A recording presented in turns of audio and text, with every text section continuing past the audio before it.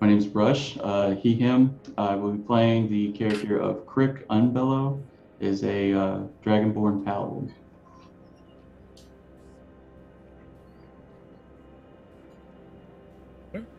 I am Mercivius, he, him as well, and I will be playing Illidoc Unbreakable Culumello, the Goliath Artificer.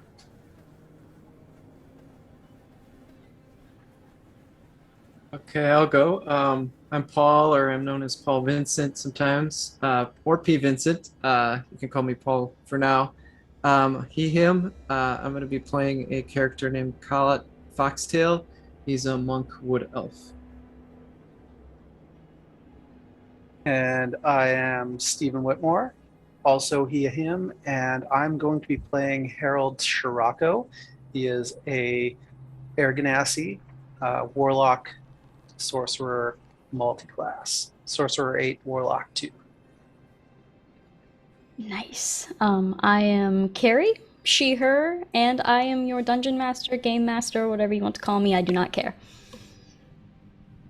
And I guess if we're ready, we'll just jump in. Let's do it. Yeah, Everybody good? Absolutely. All right. So, you have been informed of the island and the artifact that you're looking for. Historians haven't really been able to narrow down much legitimate information about this artifact. Anybody who's seen it hasn't really been able to give a good description. The island is just a little island off the coast of Falmount, which the island itself isn't owned by any kingdom or country specifically. It's just there. Nobody really wants to fight over it because there's been a war going on inside of the island for centuries. Two local tribes live on this island, and they've been at war over this artifact for as long as many historians can remember. The artifact doesn't have an actual name, but many archivists and scholars have just named it the Shard of Destruction, just because of the amount of deaths and wars that have been fought over it. There have been ancient depictions of people worshipping this thing, but it's always been inside of something, or it's always been on an altar, just obscured out of the view, like the artist couldn't draw it. That's all you really know about the artifact, and the island itself isn't too far from Falmount, so it doesn't take you very long to actually get there. But your mission, it's not to find it and study it. It's not to find it and bring it back. Your mission is to find this artifact and destroy it. It cannot leave this island. And the only reason you're able to go is because the past couple weeks there haven't been any signs of life on the island anymore. These two local tribes seem to have just completely vanished without a trace. So you have been hired by one of the more higher esteemed archivists in Falmount to travel to this island, find the shard, and destroy it. You hear, "Welcome, fellow adventurers!" And you kind of look over at the voice, just this like bellowing voice. You stand on the deck of your transport ship currently, and you're about a mile off the coast of the island. And the man that greeted you comes closer. You see a dwarf with just this bushy, like down almost to his belly button, untamed beard, and eyebrows to match, just all the way across. And he comes up and he says, "Hey, I don't think we've really introduced ourselves, not officially anyway. I'm Hampton Holloway, but you can just call me H." And he just holds out his hand, shakes all of your guys' hands. Now, would you like to describe your characters? Sure. I'll go first. So Unbreakable is probably a little bit shorter for a Goliath by their standards. She's only standing at about 6'9". not terribly tall for a Goliath. He's a little bit skinnier too. He still has some toned muscles from what bits you can see of him, but he's wearing full plate armor, and the armor has etchings on it that are similar to the tough skin markings that Goliaths normally have over their body that people often mistake for tattoos. And he has it's a very well constructed armor, but nothing stands out about it immediately. He's a bit slender as before, bald as most Goliaths are, and generally has a friendly demeanor. Yes, I am unbreakable, you can call me. It's the name I earned when I was young. He looks frightened and impressed. As he's just looking up at you like, you might be shorter, but not to him. He's just like, this is the biggest man I've ever seen. Until he looks over to the rest of you. Okay. Excuse me. I not fond of the seas. I might be a little sick. My name is Crick Unbellow. May Golden Dragonborn of the High Dragon clan. Served as a knight in the local lord's army. Fought a bunch of battles against various tribesmen and monsters as they came about.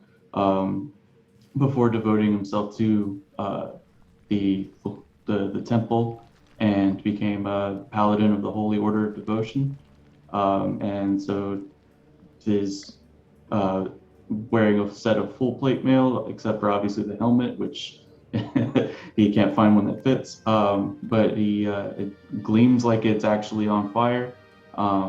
It's a very radiant color, and he's got a shield strapped across his back and a sword at his hilt. He, H kind of hesitates to shake your hand for a moment, and then holds it out anyway. It's kind of shaking a little bit as he goes to shake your hand. And then he looks over to the other two of you. What kind of... Oh, sorry, go ahead. Oh, sorry. So Callet Foxtail is a monk. He's also a wood elf. He's basically 5'4", so he's probably shorter than the other two so far. He has really long brown hair and a ponytail. He's dressed in rather simple, like a hip-length tunic with black loose-fitting pants and sandals. He's got like a backpack, so he's not like armored like the others. And he's carrying a spear with a small banner tied to it near the tip. Kind of looks like a flag, and it's got 3 symbols on it. Basically, I describe him as kind of like curious and just really interested in everything that's going around him, because the others would know that he spent most of his time before adventuring like in the temples training. So a lot of this is new to him. So he'll shake the hand that's offered and then like do kind of a bow type thing to keep up with his customary greetings. Okay. H kind of bows back, not sure if he was supposed to or not. It's kind of an awkward like nod sort of bow, and then looks over to you. So is there like a railing on this boat, or is it like a simple skiff or something? There's a railing, yeah. Yeah, so I'm leaning over the railing. I'm kind of absentmindedly putting my staff in the water and just letting it trail behind me, and I turn to him and Harold Scirocco is a thin Aragonasi. He's got deep blue skin with a whitish gray freckle patterns all over his body that sort of look like clouds, and his hair is like a charcoal, like a very, very light charcoal gray, and he's also not wearing armor. He's just got like a rucksack over his shoulder.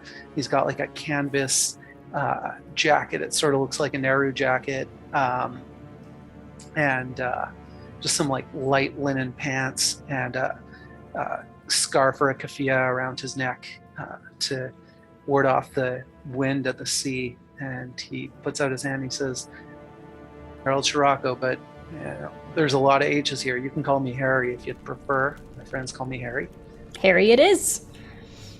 And I shake his hand and go back to looking out to the sea. As you're looking back out, your transport ship seems to be stopping.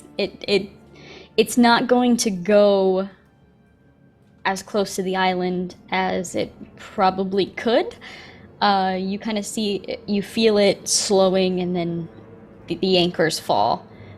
Multiple anchors on both sides just to keep it steady, as your little rowboat is pushed off for you to climb into to make your own trek. These people were hired by the same people that hired you, but only to bring you here safely. The captain of this ship has warned you, you have 12 hours. If you're not back in 12 hours, they assume you're not coming back and they will head home without you. What would you like to do? Why is it that when the boats get smaller, they move a lot more? I don't appreciate this at all. Can we get to land as soon as possible, please? I've piloted a few boats in my time. We should be fine. All right, so Unbreakable kind of takes charge, getting this boat to shore. Once you do, you come up onto this somewhat, I mean, it's a pretty sandy beach, but you seem to be moving into kind of a jungle type terrain. Easy to see. The canopies seem really thick even from here, just from coming onto this island. You can tell it's a pretty thick jungle. Secure your boat. You look at this jungle terrain before you. You know the island is not too big. It shouldn't take you too long to traverse it, even though you're not entirely sure what you're looking for. So standing on this beach, what would you like to do now? Can I just ask a question? Do I know whether we were put onto this rowboat because the people who were paid to get us there were just like working to rule and were like, we don't take you any further, or were they like legitimately scared of this island? They don't seem to hide that they are afraid of this island. There's too much they don't know. They didn't want to risk getting too close to this island. All right, well, this wouldn't be the first time I've gone in search of an artifact. I think I'm okay to go into this jungle, but I think we should bring the boat up and make sure that the boat is like turned over and like somehow fastened down. Yeah, that sounds good. Maybe hide. Can we hide some? Hide it with. Let's collect some palm fronds and hide it. See if we can get some. Hide it, or with whatever local foliage there is. We could bury the thing if you want. I never want to see it again. I'm gonna have to use it at least one more time. You'd rather swim Well, now. let's hope. I could carry you, but I feel like you may not appreciate that. Sure. So you kind of gather some stuff around and cover up the boat as well as you can. Whoever wants to helm that, go ahead and make a survival check for me. Or nature. I'll kind of let you choose one or the other. I ain't got either of those. Is it survival or nature? Yes. I have a +2 survival. I could do it. Unless somebody can beat that. Yeah, I can't. Okay. All right, I'll go ahead and give you advantage as well since you're all kind of working together on it. Cool. Let's see here. Holy cow. I got a 19, so it's 21. Do you want me to roll again? Sure. Sure. Fish. I got a 19 again. Nice. That's insane. Spuds well. Well, there goes all my good rolls for the whole adventure. So Hiding the okay. boat. yeah. I will aid you in not Enjoy it dying. while it lasts. Yeah, so you get this boat well enough hidden to where when you kind of you begin walking away from it towards the jungle itself, and you kind of glance back, and if you didn't put it there, you probably wouldn't know that it was there.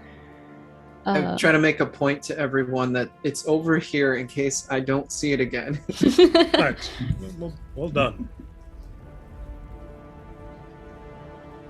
All right, are we heading into this jungle? Yeah.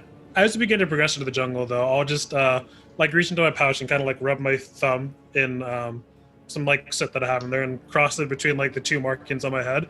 And as I do, the markings that are kind of like the ones on my skin but are on my armor will glow like a blue as well as the ones on my skin. And the armor will, like a kind of small bits of electricity will snap it into place and kind of enhance the armor a little bit. Nice. So I can have my armor up for that.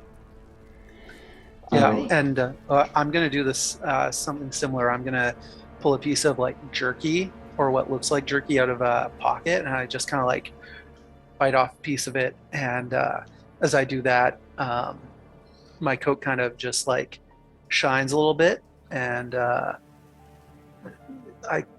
give an aura of protection about me. Mechanically, I've cast mage armor, so for the next 8 hours, my AC is 15.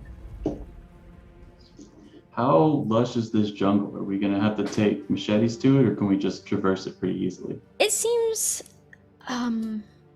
like you can traverse it pretty easily. There appear to be actual paths in the jungle from the local tribes, so what is grown over is just what would have been grown over in a 2-week time span. So you can easily push things out of the way as you're traveling through, unless you don't want to take the trails, and then you'd probably need to take some sort of a weapon to it. Oh, I'm happy with the road, so.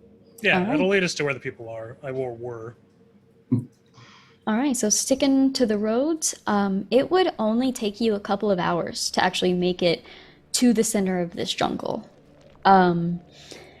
As you're winding through these roads, you see some different paths trail off. They connect from other roads going various places. Go ahead and everyone just make a general perception check for me.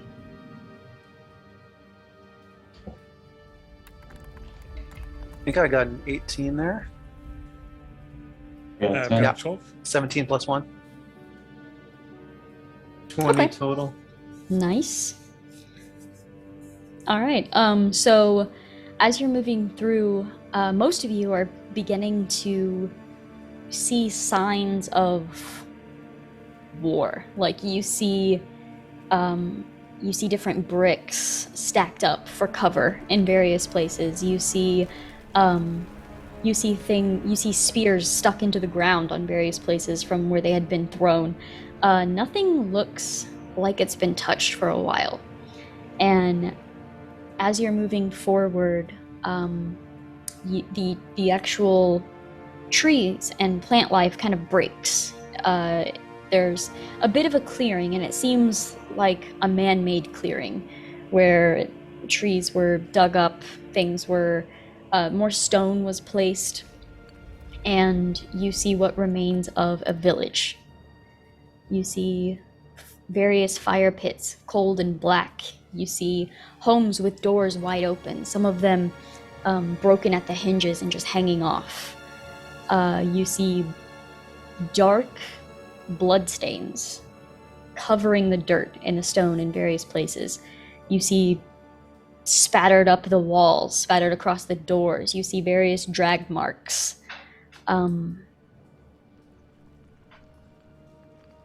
Basically, every exterior building has some sort of blood spatter on it, and it's all over the ground as well.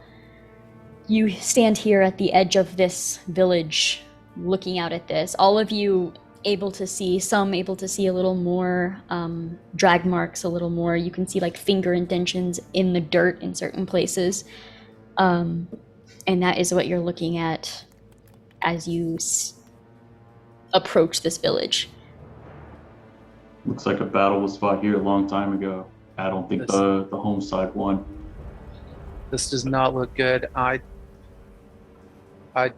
This doesn't look like a battle to me. This is a massacre. Right, you can see the Vinga marks. People have been dragged away. They resisted. They were still alive. Well, from my experience, the more primitive the groups you're fighting against, the less mercy they have towards the prisoners. So I imagine, some kind of ritual was done after this was over. What sort of ritual are you talking about? It could be anything. It could be a sacrifice to deities of some sort. It could be, consuming of the flesh to gain their enemies' powers, or it could be a number of different things seen anything you could possibly think of in my time.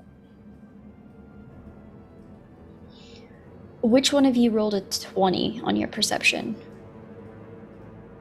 Oh, mine was a 20 total. So Yes. It was, yeah. Yeah.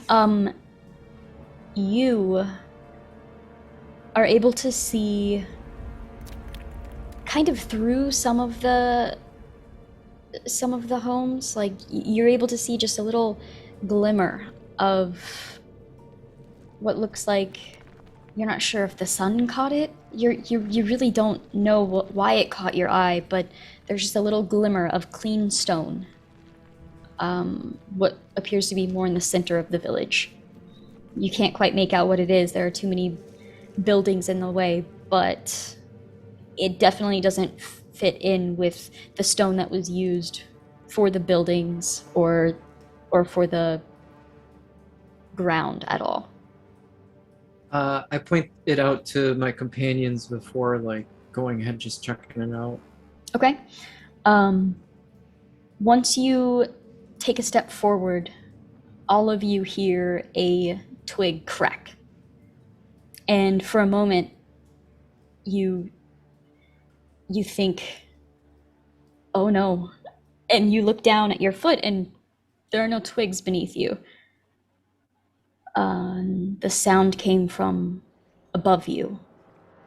And as you kind of turn to look over your shoulder, you see just a flash of scales and talons fly down from one of the treetops. And before anybody can do anything at all, you see it in one swift motion land on H's shoulders. Lands just talons digging into H's shoulders. And the impact makes him fall and slam down into the ground, and then it just clamps down. Its jaws just clamp down over H's head, and there's this sick, twisting sound before it looks up at you, H's head in its mouth, H's body on the floor, looks up, drops H's head, and then just like a piranha-like mouth, just fangs everywhere, looks up at you, sees how many people have come to dinner, basically, and it just shrieks at you. Go ahead and roll some initiative. All right.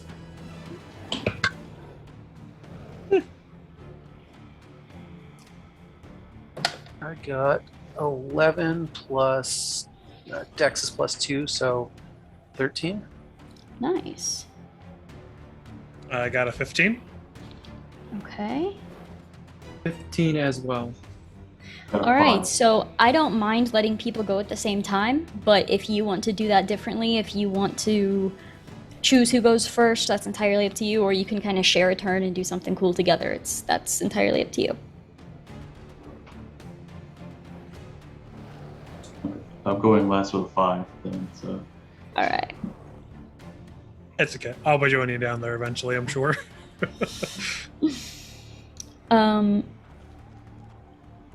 Did anybody get higher than a 16? Okay. All right, let me just double check your rolls one more time. Who got 15s? Me. Cool. You got a what, 5? Ish? Yeah. Okay. And then what was yours, Steven? 13. 13. Wonderful.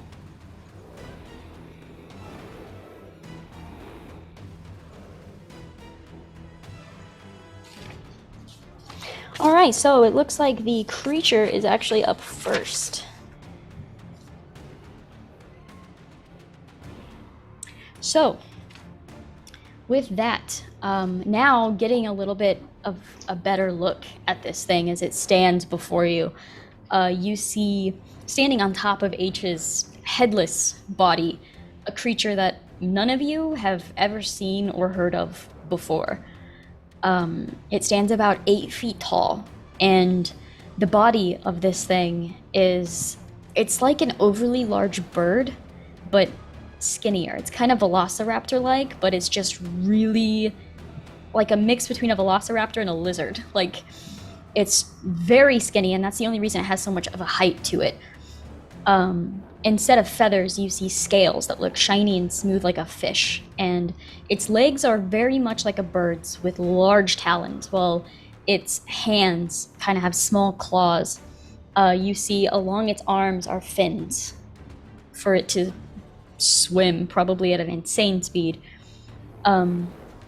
Its neck is long like a bird, but its head is more lizard-shaped with large yellow eyes that kind of blink sideways as it bears its piranha-like fangs at you. As it drops H's head onto the ground, you can see just how long its teeth are as they just stretch, and the blood kind of strings between them. And as it looks at you, you actually see it doesn't have any wings, but it has this skin flap all the way around its neck. And as it looks up at you, that flap of skin begins to quiver and quiver, and then it just spreads out and it just unleashes this force across you. I need all of you to make a wisdom saving throw for me.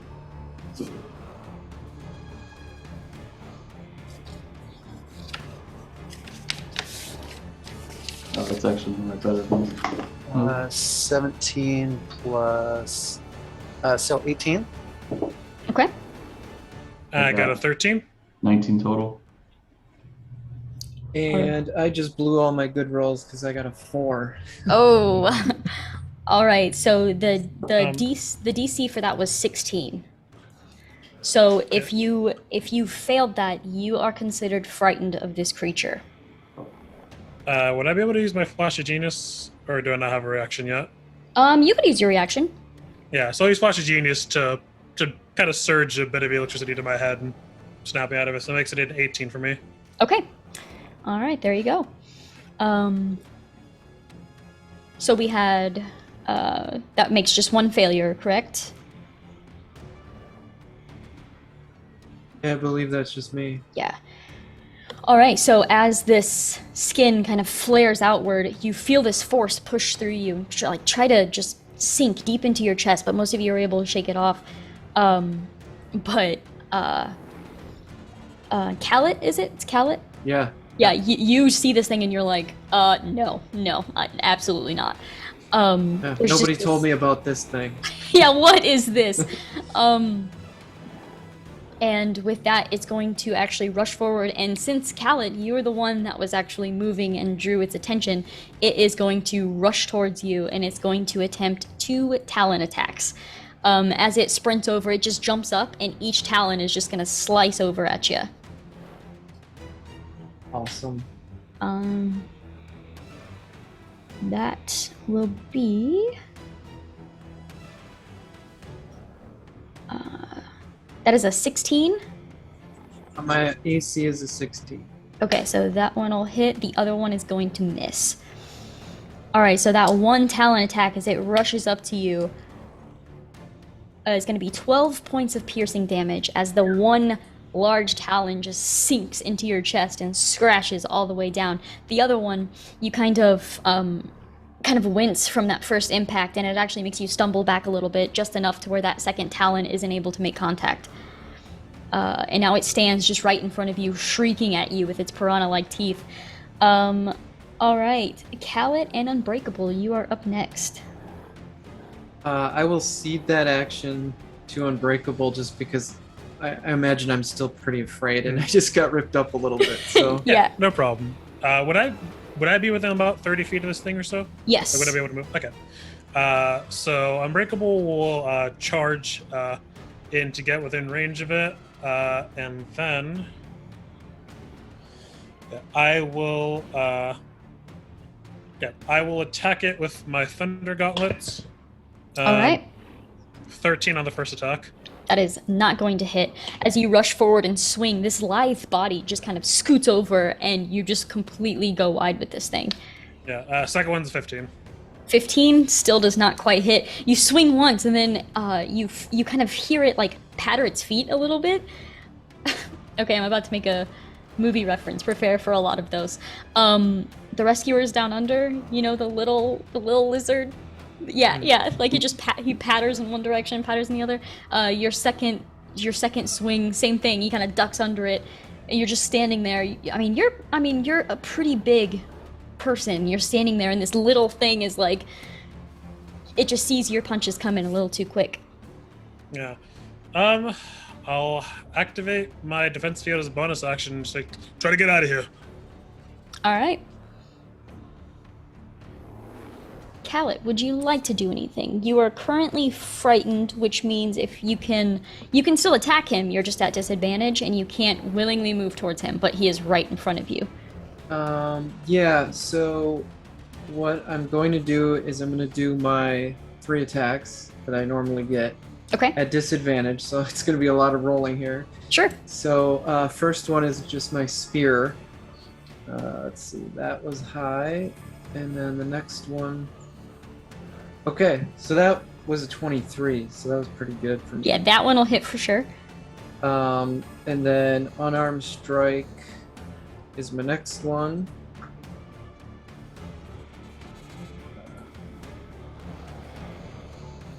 Man, so that was a 21. That one will hit as well. D&D Beyond is like kind of blessing me at the moment. I'm not gonna complain too much. So that was a 27 and a 11. So the lower one was 11 on that one. So I hit with 2 attacks? Yes. Okay, so the spear damage would be 8. And then the fist one would be 9. All right. And then I'm going to spend a key point and take the... let me just double check here. Step of the wind in order to disengage and move as far as I can away from it. Perfect. Are you going into the village or into the jungle? Closer to my companions, I guess. So probably where I mean, you're all pretty close together. You're right here at the Okay. edge of the jungle and the village, so it could go either way. I think in my frayed condition, I would go closer to where we came from Okay. rather than where we, an unknown area. Right. Yeah. So you use your movement. What is your full movement? It's 40 something, right? 55. 55. Wow. Yeah. Okay. All right. Yeah, so you hit this thing with 2 attacks. Your third attack, you were already focused on like getting out of there, and you just kind of swing wide and just sprint off in that direction. Yeah, you guys see Khaled just run back into the jungle, visibly afraid of this thing. As you're sprinting, as your turn is coming to an end, your fear fades. So you sprint into this jungle, and then you're like, wait, no, that thing's not that bad. I can do this. Awesome. And that is the end of your turn. We are up to Harold. I'm gonna say I'm gonna act really brave while I'm hiding right now. You're like, I got this. All right, Harold, you're up. So how far ahead of me is this thing? Like 30 feet or so? Or is it Yeah, it's less closer than 30 that? feet. Yeah. Less than 30? Okay. I will rush back. Is there like, we came up a path, right? And Yes. so Paul has gone back. Okay, so I go like the same way Paul is and hide behind like a tree on the other side of the path. Okay. I pull my staff out from, it's kind of like behind my shoulders right now. I pull it out and I send Eldritch Blast towards this being, and I sort of mutter, Nedry told me about these things, and and I point my staff at it. I use the head end to throw the blast. All right. And that's 16, 8 plus 8. 16. All right. So as the blast flies forward, you watch it look up, dodge just in time as the blast actually slams into the ground right by its feet. Just barely missed. That dice is going to dice jail. And I'm going to, I'll just take cover. I'm just going to stay covered there. Okay. Sounds good. Crick, you're up. All right. I'm going to move forward towards this thing and swing with my 2 attacks. All right. First one, hold on, let me get back to there it is. I got a combined 20. That'll hit. Okay. And the second one is a nat 20. Nice. So on the first one, I'm going to expend a 2nd level spell slot for Divine Smite. Spells, and I burnt that one. And so that adds 2, I think it's 2d6 plus 1d6 or 1d8 because it was a 2nd level spell. All right. Let me get 2d8 plus 1d8, so it's 3d8, and then the longsword is a d6. So the longsword is 5 plus 4, so that's 9, and d8.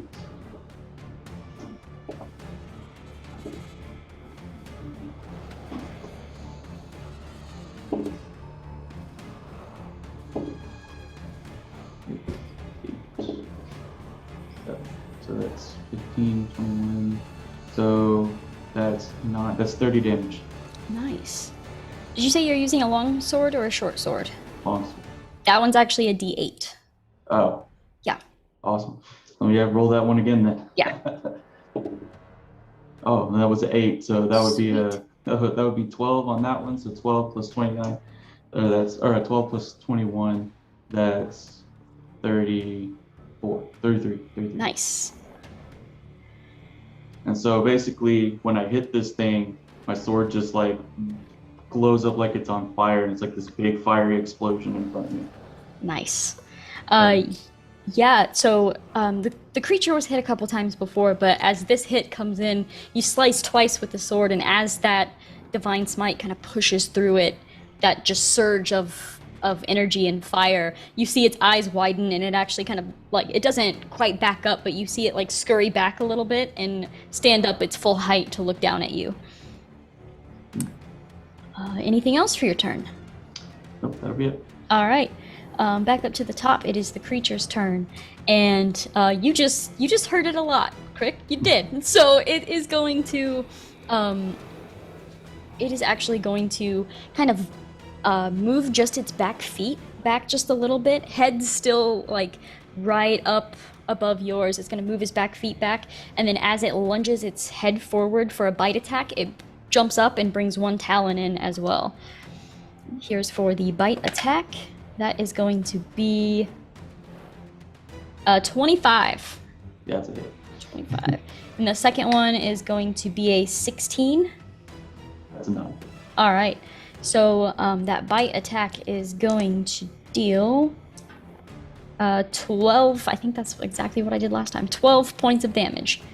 As it bites down, you feel its just rows of jagged piranha-like teeth clamp down on your shoulder as it just lashes down at you. And I'm going to go ahead and have you make a wisdom save for me as it flares out its skin again, but it's focused primarily on you. I see. That is a 21. 21. You're not scared of this damn lizard. You're not scared of this lizard at all. All right, that is the creature's turn, so we're moving on to Khaled and Unbreakable. I will let Unbreakable go first again, because since Sure. I'm off in the woods. Yeah, all right. I'll try to do the same thing. I'll try hitting it with my Thunder Gauntlet. Perfect. Okay, much better. 22. Yes, that hits. All right. So that will be nice. That'll be a total of 15 thunder damage on the first hit.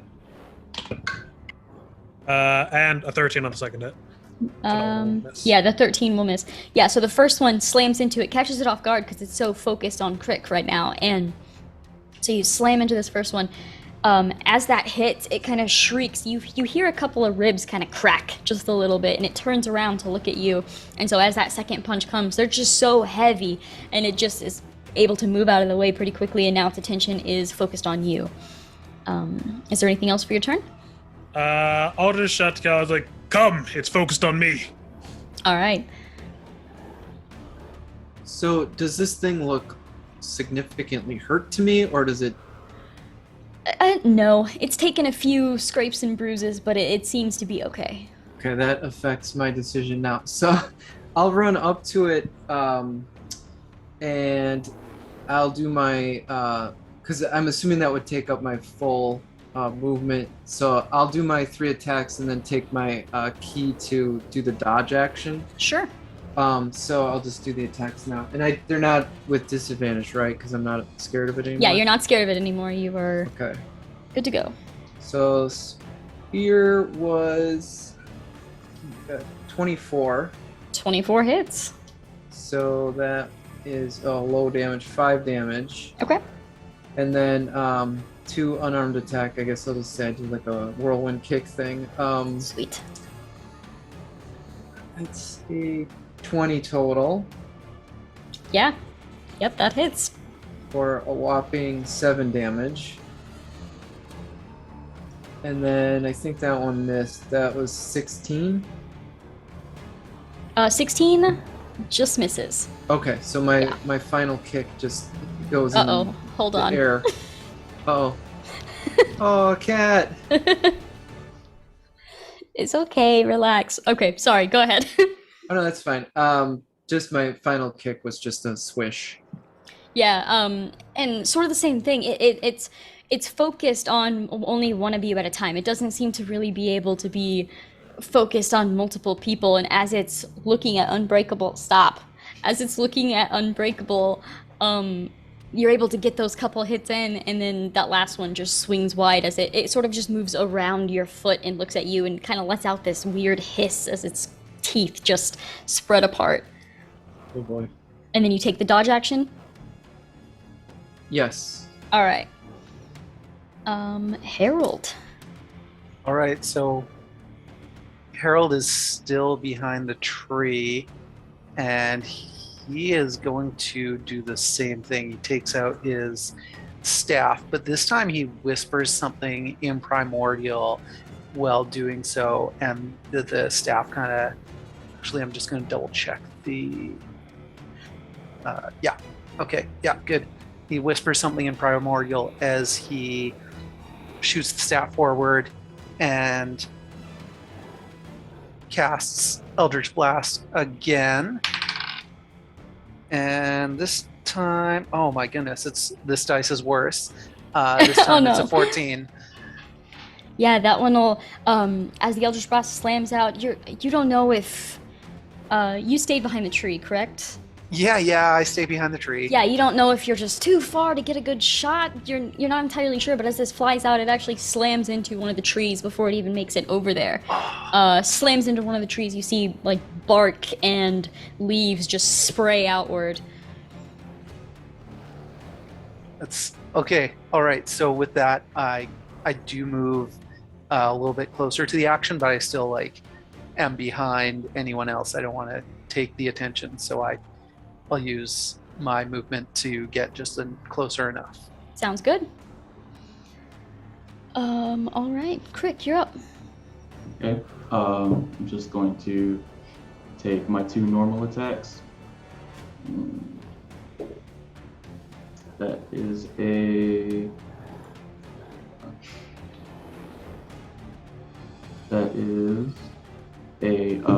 20 combined on the first one. Yeah, that hits. Yeah, my dice should roll on. Oh, okay. And that was a 19 combined. 19 hits as well. Okay, for 10 damage. Nice. All right. As more and more hits are connecting to this thing, you see it it looks more confused than anything, as it just can't process where each of these hits are coming from.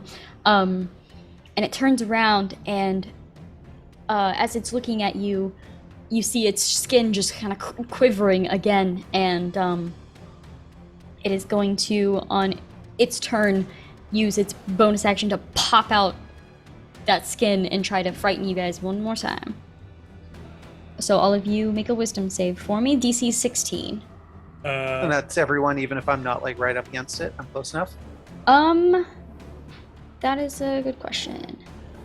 I would say you're far enough away. Crick, you're like all 10 levels of Paladin, right? Yes. Okay, so we're all immune because of our Aura of Courage, right? Of being frightened? I do not have that, no. I have, what is it? I do have something for will save, so I'm trying to find it. It's oh yeah, Oath of Devotion. So that I can do that as a reaction. So let me.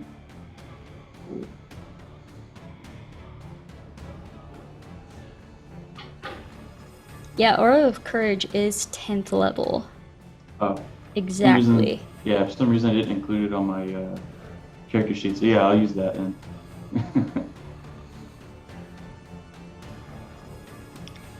Is that within a certain feet? It's within 10 feet. 10 feet. 10 feet. Yeah, so yeah, I mean, as this thing goes, you feel the fear trying to creep into your chest, and as it does so, something about Crick's presence just makes everything feel like it's gonna be okay. And you are all able to shake off the fear as long as you are close to him. So for its attacks, it was last focused on Unbreakable, but Khaled did hit it as well. So it actually is looking back and forth from both of you. It's going to go for a claw attack towards Unbreakable, and it's actually going to go in for one of its bite attacks towards Khaled. So here is for the claw attack. That is a 27. Yeah, that hits. Hit. All right, and then the bite attack is an 8. The bite has disadvantage. Oh, it does. An 8. Wow. All right, so the claw attack is going to tear into your chest. That one is going to be 7 points of damage, as it doesn't quite make as much contact as it wants to, trying to split between two separate enemies, and as it goes to bite, it just snaps and isn't able to hit anything. And then it kind of straightens back up again and is looking around. Its eyes are darting from each of you, and it kind of glances towards the jungle again, as you're starting to see some wear and tear on this thing. Khaled and Unbreakable. I'll go second again. Okay. All right, then first thing I'm going to do is I'm going to try to trip this thing, or like shove it and trip it. Okay. That's not going to be great. How hard do I want to go on this? I will ask, are you trying to do damage, or are you just trying to bring this thing to the ground? Just trying to like knock it down to the ground. Okay. We could do a strength versus strength if you'd like. Yeah, it gets to... It can use athletics or acrobatics against it. Okay. So that's 9. I will expend a charge of my armor of magical strength. So that is 14. I'll leave that 14, yeah. 14. I rolled a 14 as well. So, as you collide with this thing, it almost wraps around you partially. You feel its claws kind of grab onto you. Its talons are trying to sink into the ground to keep it there. And as you're trying to push this thing down, right now, you're just kind of intertwined with each other at the moment. Is there anything else? I'll just try to hold it in place then. I'll just try to grapple it. Okay. Much better. That's a 25. 8. Yeah, so Yeah, I'll just wrap so- my arm around this Yeah, thing. you're just bear hugging this thing. That sounds good. That'll be my turn. Okay. So seeing that, I'm gonna go like full bore on this thing. I'm gonna spend a key point to do flurry of blows. Okay. So then that means I get 5 attacks if I'm doing that right. Yeah, you'll do your first 3 Like attacks. normal 3 and then 2 bonus, and then we have some other stuff to resolve. So I'm gonna try to do this as quickly as possible. Sure. Let's see. First attack, spear, pretty low, 16. Yeah. So you slam into this thing. You're trying not to hit unbreakable. And as you slam into this thing, it kind of hits the scale and just slides off of it. Fair enough. Here we go. Unarmed strike. Oh boy, that's a big 14. Let's see here. That's 2. Oh, that one's a natural 20 plus 8, so 28. That'll do it. What do we do for damage on that? Double the dice. Okay. Double the dice number, and then add your extras. Let's see. So that would be 46. I don't know how to just do that in D&D Beyond, so I'm just gonna find a random dice roller. Sorry about the hold up. You're fine. Let's see. So my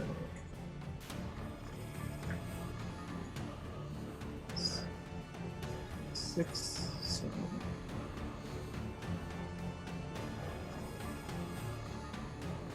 So that roll is 13 plus my modifier of 4. All right. That was 3 attacks, right? I think I just have 2 more. That was a 27. 27 hits. And then that is 8 damage. I believe this is the final attack. Yes. That's only a 15. So my open hand technique, it's not prone, right? I know it's grappled. Yeah, it is currently just grappled. Yeah, Alec. I'm gonna pick for my open hand technique. It must succeed on a dexterity saving throw or be knocked prone. Let's see. Does it automatically fail when it's grappled? A dex save, or is that just restrained? I think that's just restrained. Yeah. Yeah, nothing for that for grapple. All right. So I'm gonna use the big dice. That's a 20 total for that dex save. Okay, so it's saved then. Yes. And I want to make sure I'm doing everything I can that's wrong because I'm sick of this thing. I do have Stunning Strike, which I'm trying to find the rules for it. When you hit with a melee weapon attack, you can spend 1 key point to make the target stunned until the end of your next turn if it fails a con saving throw. So I'll spend that other key point. Sounds good. And then it has to succeed on that saving throw. DC Con 14. That is a natural 20. Oh, jeez. Oh, boy. So that last attack, you just hit right on the top of this thing's head, and you watch stars for a second, and then it just looks directly into your eyes. Oh, boy. Uh-oh. Autumn, I need you to go. No, I need you to go over there. I've been attacked like 6 times by this cat today, so. I don't want to hear it.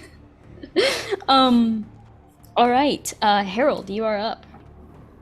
All right, so the thing is grappled, right? Correct. So I am going to run up and get my hands into the grapple, but not actually grapple it. I am going to cast. I'm going to run up and put my hands to it and cast. Where is my attack here? Shocking Grasp, which is a +8, and it is 2d8 damage on a success because I am past 5th level. All right. And I'm Yeah, using go. So I run up and it's a 9, so that's 9 plus 8 is 17. 17 just hits.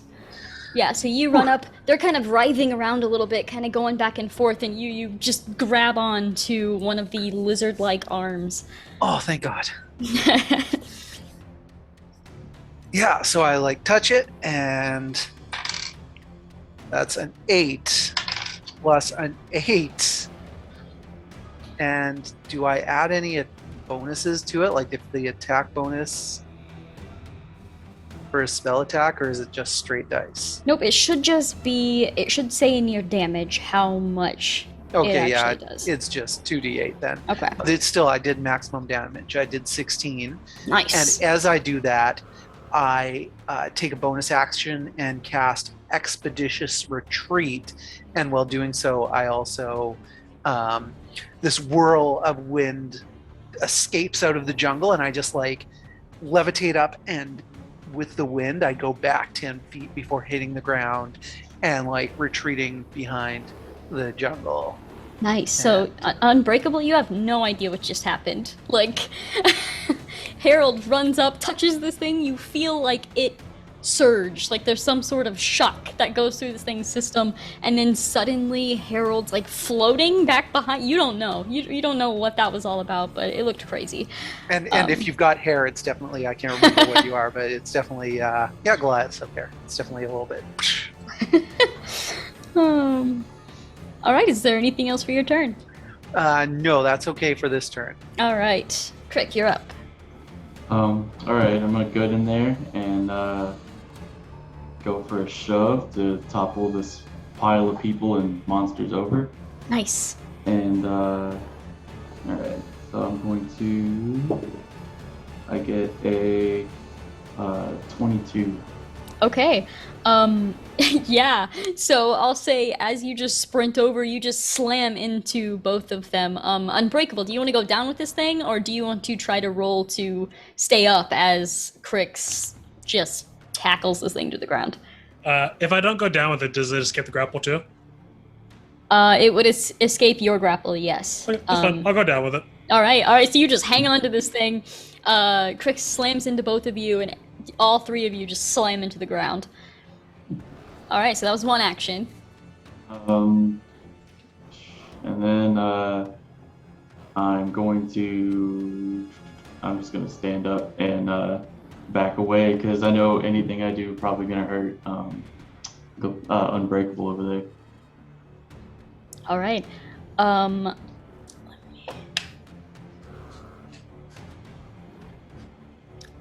All right, I just rolled randomly to see if it would attempt an attack of opportunity right now. It just got slammed to the ground. I rolled a 7, so I'm gonna say nah. You just kind of back away from this thing, and you're just watching. It's just writhing on the ground, looking pretty hurt. Unbreakable, you're getting a lot of whatever this creature is blood all over you as you're hanging onto this thing. And it is the creature's turn. Instead of attempting to get out of this, it is just going to try to bite you twice. It just looks over and it's just trying to, it doesn't even care what it's trying to bite. Like, it's just fighting to try to kill whatever is holding it. So the first attack is going to be a 17. That'll miss. All right, the second is going to be a 29. 29. 29. You know, I was just mathing in my head. No worries.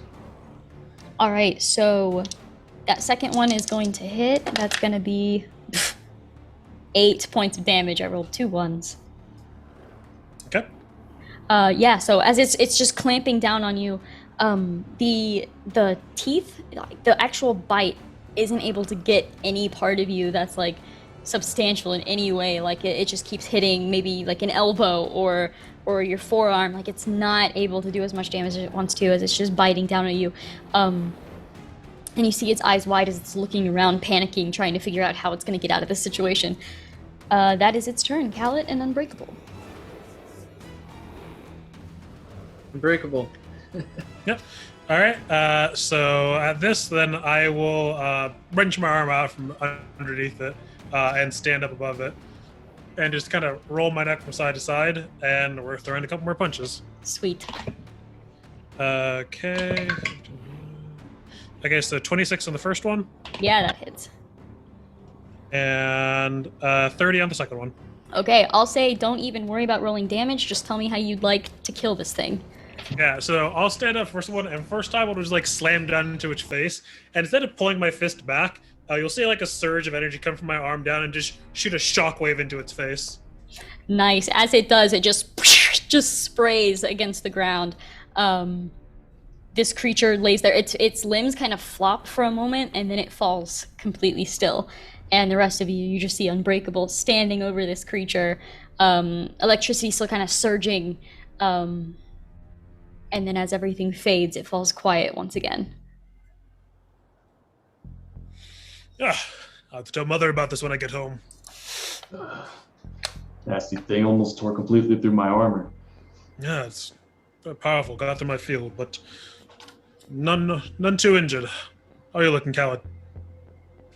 And then I kind of brush it off like it's not that big of a deal, but I do have a couple bleeding wounds that are kind of like dripping, and you're like, no, Yeah. I'm fine. I'm okay. Do you need assistance? I can help you out there. Out of character, I'm 51 out of 63. I don't know. Okay. I mean, I've got 50 lay on hands to blow. This guy, just tossing my money around. So, I can take you back to full if you want. If you would be so kind. Yeah. So that's what. How many points? I'm bad at math. What were the numbers again? 63 and 51. so you're down 12. Okay. Yeah. All right, then I'm gonna use 12 lay on hands on him, Okay. and then I'm going to use 12 on me, so I'm down to 26 points for lay on hands. All right.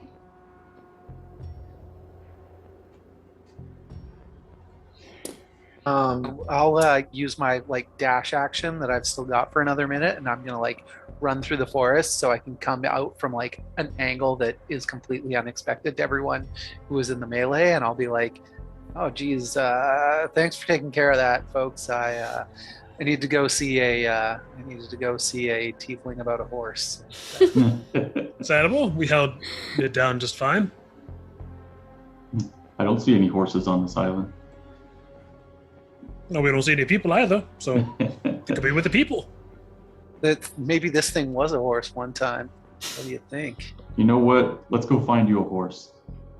Indeed. It just means press on. It came from the ceiling of this building, right? You actually look it before you were able to step into the village. It came from the treetops. Yeah. Okay. Can I see if there's anything, obviously in the treetops or where a path that might have come from or something? Sure. Make a perception check. Okay. Okay, great. Better than I thought. 15. Okay. Looking up, you actually see what appears to be some sort of a nest of some sort just sitting in that tree there. It was probably sleeping before it heard you enter into this building. Or into this village, I mean. All right. Well, if that's a nest, it must have been up there for some time. I mean, people must have been gone for a while. I wouldn't imagine a creature would sleep here if it didn't feel secure. Seems to me this True. island believes that we're trespassing. Yes, I would agree. I don't think that we'd see these drag marks from a bird thing. I think we'd see no marks at all. So if this was scared of whatever made those drag marks, I don't know how I'm feeling about that thing right now. Well, it just chomped poor headless Harry over there. One move, so yeah, I think you're right. As you look That's a over, good point. as you look over at H, his body is gone. There's just the blood stains soaking the dirt. Was His headless head's Harry not even there real? either? No head either.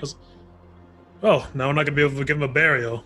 But you're right. Whatever that thing was, he was afraid of whatever dragged his body away. As you say that, and you look over at the lizard creature, that body is gone as well. What? Ah, It's efficient. jeez. All right. So one thing that I noticed during combat is you mentioned the creature looked to the jungle as it was getting sort of pummeled by the melee. Can I make an insight check to see whether it was looking at something or whether it was actually just looking for an escape route? Sure, go ahead and make an insight check. Good lord. Why did I switch to non-digital dice? So that's a 4 plus. I'm proficient, but I think it's still only a. Where is it? 5? Yeah. So I got 9. So that's not fantastic. Yeah, you don't have any idea. Its eyes were wide. It was looking around. You're not certain. All right. Now, had we been given like a heading to go towards, or were we just told explore the island? Nope. Yeah, they have no idea where this artifact was being kept. No one has set foot on this island from Fallmount and made it back. Okay. The wars were too unforgiving, and that's the only reason they've hired anybody to go now, because there aren't any signs of people.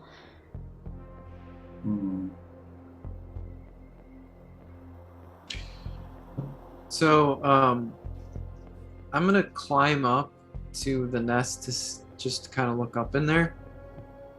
I do have spider climbing shoes. I don't know if they help me, or otherwise I could just roll athletics or whatever I have to do. I'll say this should probably be easy enough because you're a monk, but let's see if you roll a 1.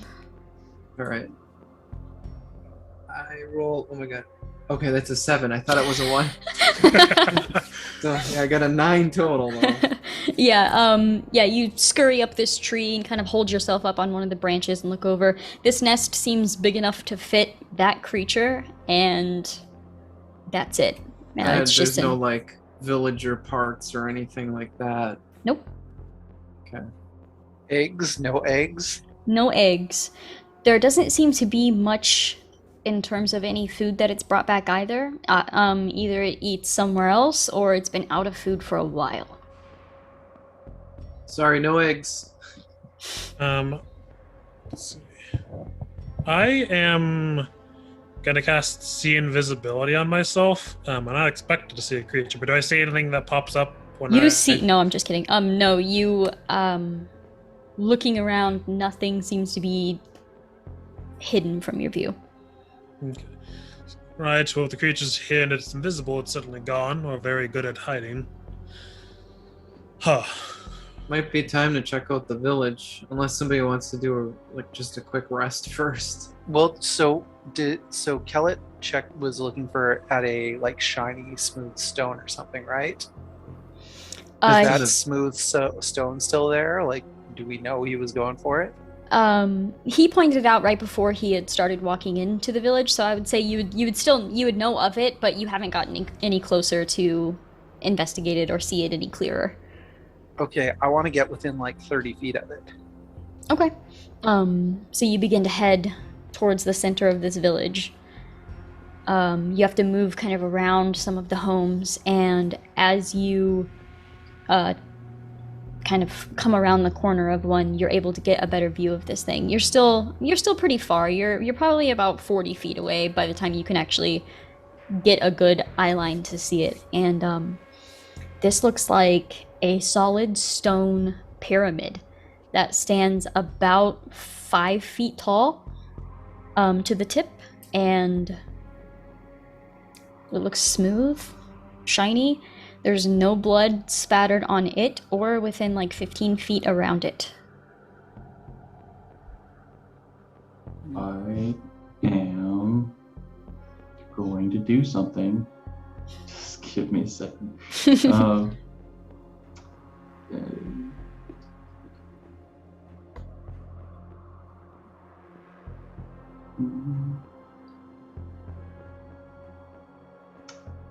Where is it? Dang it. Oh, I'm going to cast Divine Sense. So if this thing is good or evil, I can detect it. And if I don't, then it's not. All right, so as you kind of channel this Divine Sense, you are unable to sense any sign of evil. Perfect. So then I tell the party it's not evil. So then I reach out and touch it. You touch the pyramid? You touched Yeah. it. Okay. Yeah, solid stone. So you get up close enough to touch this pyramid. As you are this close to it, you are able to see the top like 2 feet or so. There's a hinge all the way around. Like it looks like the top of this comes off, or at least opens on a hinge. But yeah, as you touch the pyramid itself, it is just smooth, solid stone. So there's a hinge, like I can open it. Yeah, that's what that's what it looks like. About a little over a foot from the top of it, all the way around. Okay. I look back at the rest of the party and say, "There's a door here. Should we open it?" So I go, stand back. Come on back with me for a second. Okay. I take my hands off the pyramid and I walk back towards Harry. Okay. And I'm going to cast Mage Hand to All see right. if I can open the top. It's the top that hinges. Yes. It's not like in the side. Yeah. Yeah, it looks like the top. Yeah. Yeah. So I see if I can. I want to see if I can like prise it open a little bit. Sure. You guys stand back. You cast your mage hand. It drifts over, grabs onto the top of this thing, and it does open like a hinge. And the top part of it actually sets down on the other side of it, and it is open. Well, that was easier than I expected. Who wants to go first? I'll do so. I have no problems with that. Awesome. All right, so you head over to the pyramid. Yeah, and I'll look to see what's beneath the hinge. All right, so as you look into this pyramid, you see it's built around what looks like some sort of pedestal, and there is a pillow on top of it with this shard. You know what it is as soon as you look at it. This is what you were sent here for. And it is undescribable. It's just the most beautiful thing you've ever seen. And I'm going to have you make a wisdom saving throw. All right. Oh, no. I should have gone first. That is not good. I'm not going to be able to save that. That's a 5. A 5. All right, so with that, you looking down at this object, it's beautiful. It is the best thing you have ever seen in your life, and it has to be protected at all costs. You cannot let them destroy this. No visible change has happened to Unbreakable, but as you're looking down in this thing cannot be destroyed. It has to be protected. I'm like looking up there, like I'm assuming they're like kind of on top of the pyramid or whatever. The pyramid's pretty small. Like, Oh, okay. he's able to just kind of peek in. It was just built to protect this Okay. altar. Just like yell over, like, "Hey, what'd you find in there?" Just an artifact of their people. Seems like they had some sort of religious thing here. I don't know if any of you are interested in that sort of thing, but I dabble in religions myself from time to time. Yeah, that's part of my job, is to know religions and things. You realize we're here to destroy an artifact, right? Yes, but I mean, it would be obvious what it was. Is this? If it's a religious symbol, it'd be Do you strange. think that is this the artifact we're looking for? Can't say for sure. Mind if I have a look? Sure, you can come look. All right. But yeah, so Crick, you Yeah. walk over and you look down into the pyramid. Mhm. Okay, make a wisdom saving throw.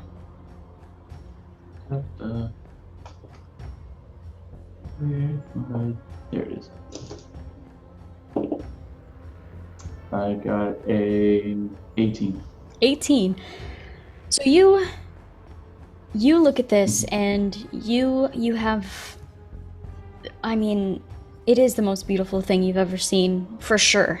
You can't describe it. You you understand why it didn't show up in paintings or depictions in any way, because you can't. Am I still cutting out pretty bad? A little bit. You were, but you sound like You're better now. Okay. Yeah. All right. Just a very gorgeous artifact. Clearly what you're here for. But it does not seem to be able to pierce your mind like it did Unbreakable's. So you now have this knowledge as you're staring down at this. Okay, so I just call it to the others like, yep, that's the shard. This is what we're looking for.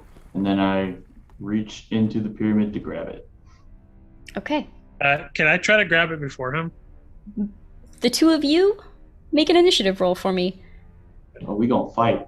And I'm just saying, let's smash it good. You're gonna get Let's a first smash probably. it good. Flat I got 5. 12. All right, so Crick is able to reach in and grab it first. The moment that you touch the artifact, I need you to make an intelligence saving throw. Oh, no, not my top stat. Oh, that's not good. If only we had done this together. If only. It's like I have the wisdom and you have the intelligence. So together we make one treasure-getting person. Yep. Oh, okay. So I got, oh, thank God. I got a natural 19, but so that's an 18 because I'm -1. Okay, so you touch this artifact and you feel it trying to tell you something, but you don't let it into your mind. So you are holding on to this artifact. Do you pull it out? Yes.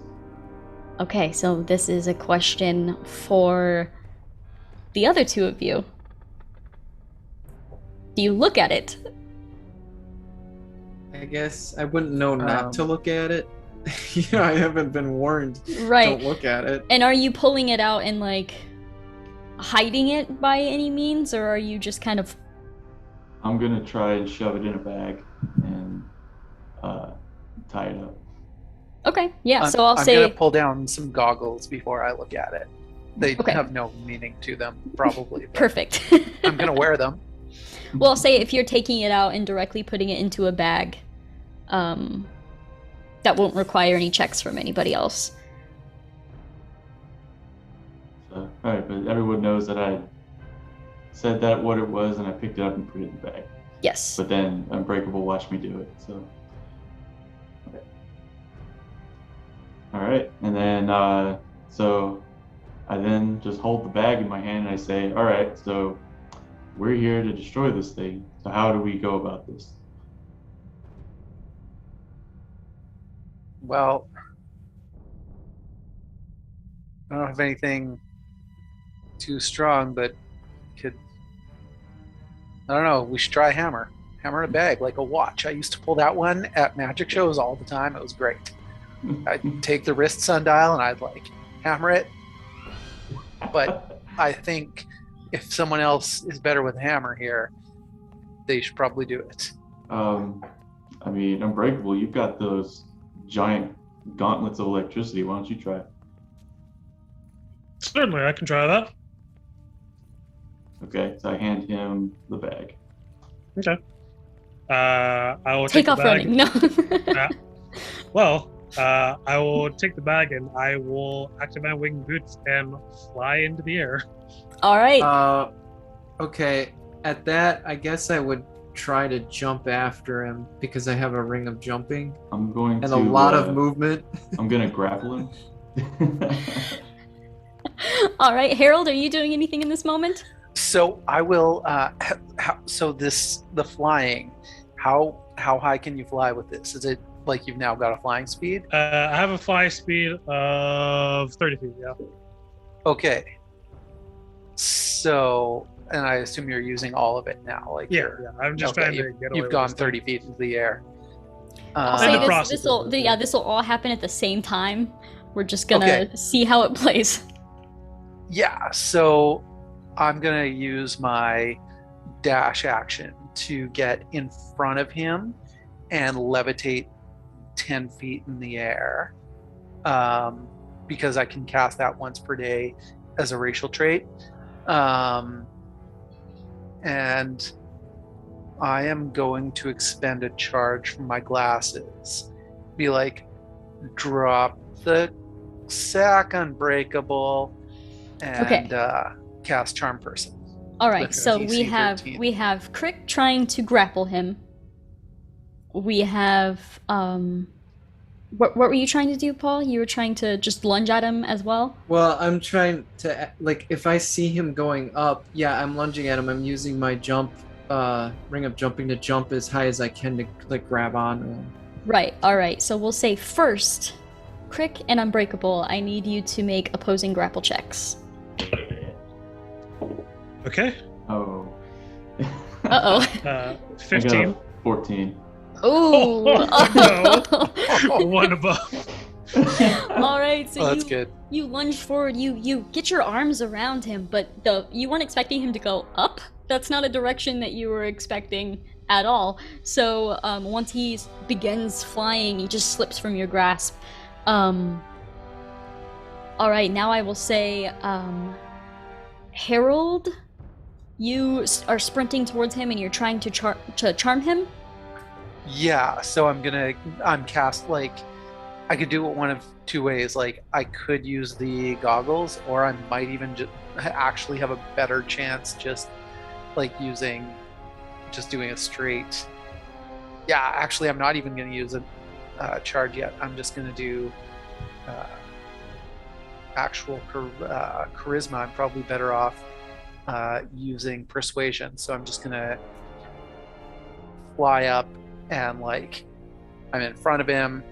He's probably above me if he's able to use his full he's movement at that point. He's currently moving upwards still. It's all kind of happening in one go. So I kind of like dash because I've still got that spell activated, I believe, at this point, and I go in front of him 10 feet up in the air. That's the maximum I can levitate, and I use persuasion to be like, Unbreakable, you gotta let us do our job here. Nothing good is gonna come of this. And I roll 14 plus 8, so that would be a what is that? I'm bad at math here. That would be a 22 persuasion. Okay, go ahead and make an insight check for me. Me? No, Harold. Oh, gotcha. Okay. Just quick, since my guy's kind of on the ground watching this, I'm gonna be right back. Okay. Insight 15. 15? Alright, so you cast this spell, or you don't cast this spell, you cast this fly spell, get up to him, and you're just trying to, you're working on this together, you don't understand what he's doing, and as you're trying to persuade him of this, his eyes, they're not quite glazed, but you see some sort of an effect on him. You now know that you're not sure how it was done, but you see some sort of charm on Unbreakable. Your words just can't cut through. At this point, this would be the moment that Callet, as you gain height, you are able to jump in Unbreakable's direction. Yeah, I should be able to jump about 27 feet if we're trying to keep track. At least that's how I read it. Okay. With the ring. Do I have to roll to, like, see if I grab him or something? Like Yeah, I'll say we can do opposed grappling checks once again, just to see if this last try is able to get him. What do I roll It's for your best grappling? chance. You can use athletics or acrobatics for your grapple. I'm gonna use acrobatics. Ooh, that was 20 plus 8. 28. Okay, yeah. Well, I rolled a 2 on the die. Ooh. And I am still mind controlled or charmed by this, so I am still going to expend a charge of my magical armor and a flash of genius. That only makes it up to, well, a 17, but that's still not Ooh. enough. I would like to That's say that insane. as I jump, I do like a forward flip and then grab him. Nice. Yeah, jump up, slam into him. As he slams into you, you kind of like both of you sort of like movie helicopter spin downward until you both kind of crash into the ground, uh, pretty close to the pyramid. Crick and um, Harold are standing there. You see them like helicopter crash down onto the ground. What is the next course of action? I'm just like probably yelling like, "What's your deal? We're here to destroy this thing." And the shard is still in the bag, in Unbreakable's fists probably. It's too much. Why would we listen to the fools who sent us here in the first place? They don't know anything about it. Well, that's true. What do you know about it? I can tell it's powerful. Good power, bad power? I haven't had time to look at it yet, beyond about a few moments. All right. Well, clearly, I don't think I want to look at it. But can you want to come here for a second and let's talk it over. Let's see what sort of course of action we can do. I mean, do you think like is it good enough? Like, is it powerful enough that we can get a better offer from someone other than our benefactors? Possibly so. I hadn't even considered it as that, but maybe so. I ask if when somebody cast a spell, I can't remember who it was, to detect if the pyramid was evil, could you cast the spell on the item itself? I think that was the sense evil and good, right? Yeah. Divine Sense. That's what Mhm. it's called now, yeah. Sorry, I couldn't hear anything you guys were saying because my headset got unplugged. Oh, no worries. Yeah. I was just curious if somebody could cast the detecting of the evilness on the item itself, because it was cast on the pyramid. Oh yeah, I can do that one more time. Okay, so I cast Divine Sense. It can detect good and evil, but nothing in between. Okay. Again, you are unable to sense anything. Okay, so maybe the item isn't even sentient. Maybe it doesn't have enlightenment. Of course, my character doesn't say this out loud. He has an intelligence of 8, so... Sure. Well, whatever's going on with this thing, the island's missing people and dead bodies instantly disappear, so I wouldn't think it's exactly good. How do we know it's related? They could just be creatures that finally overwhelm the populace. Another good point. You think maybe... My intelligence is pretty low too, so... Unfortunately, minus 20. So, Unfortunately. You think maybe... Terry, that here's this a was question. what these people were fighting over? Oh, yeah, that's a good question. I had like a out of game or a out of character question, but Okay. will a charm person spell do better than me simply trying to use persuasion, or is that something I could just do to find out, sort of thing? It would probably have, just like with anybody else, I mean, it would probably give a little more of a push. But you're aware that he seems to be charmed already. So you're not sure. It would probably do better, but under these specific circumstances, you couldn't be sure until you tried. Okay.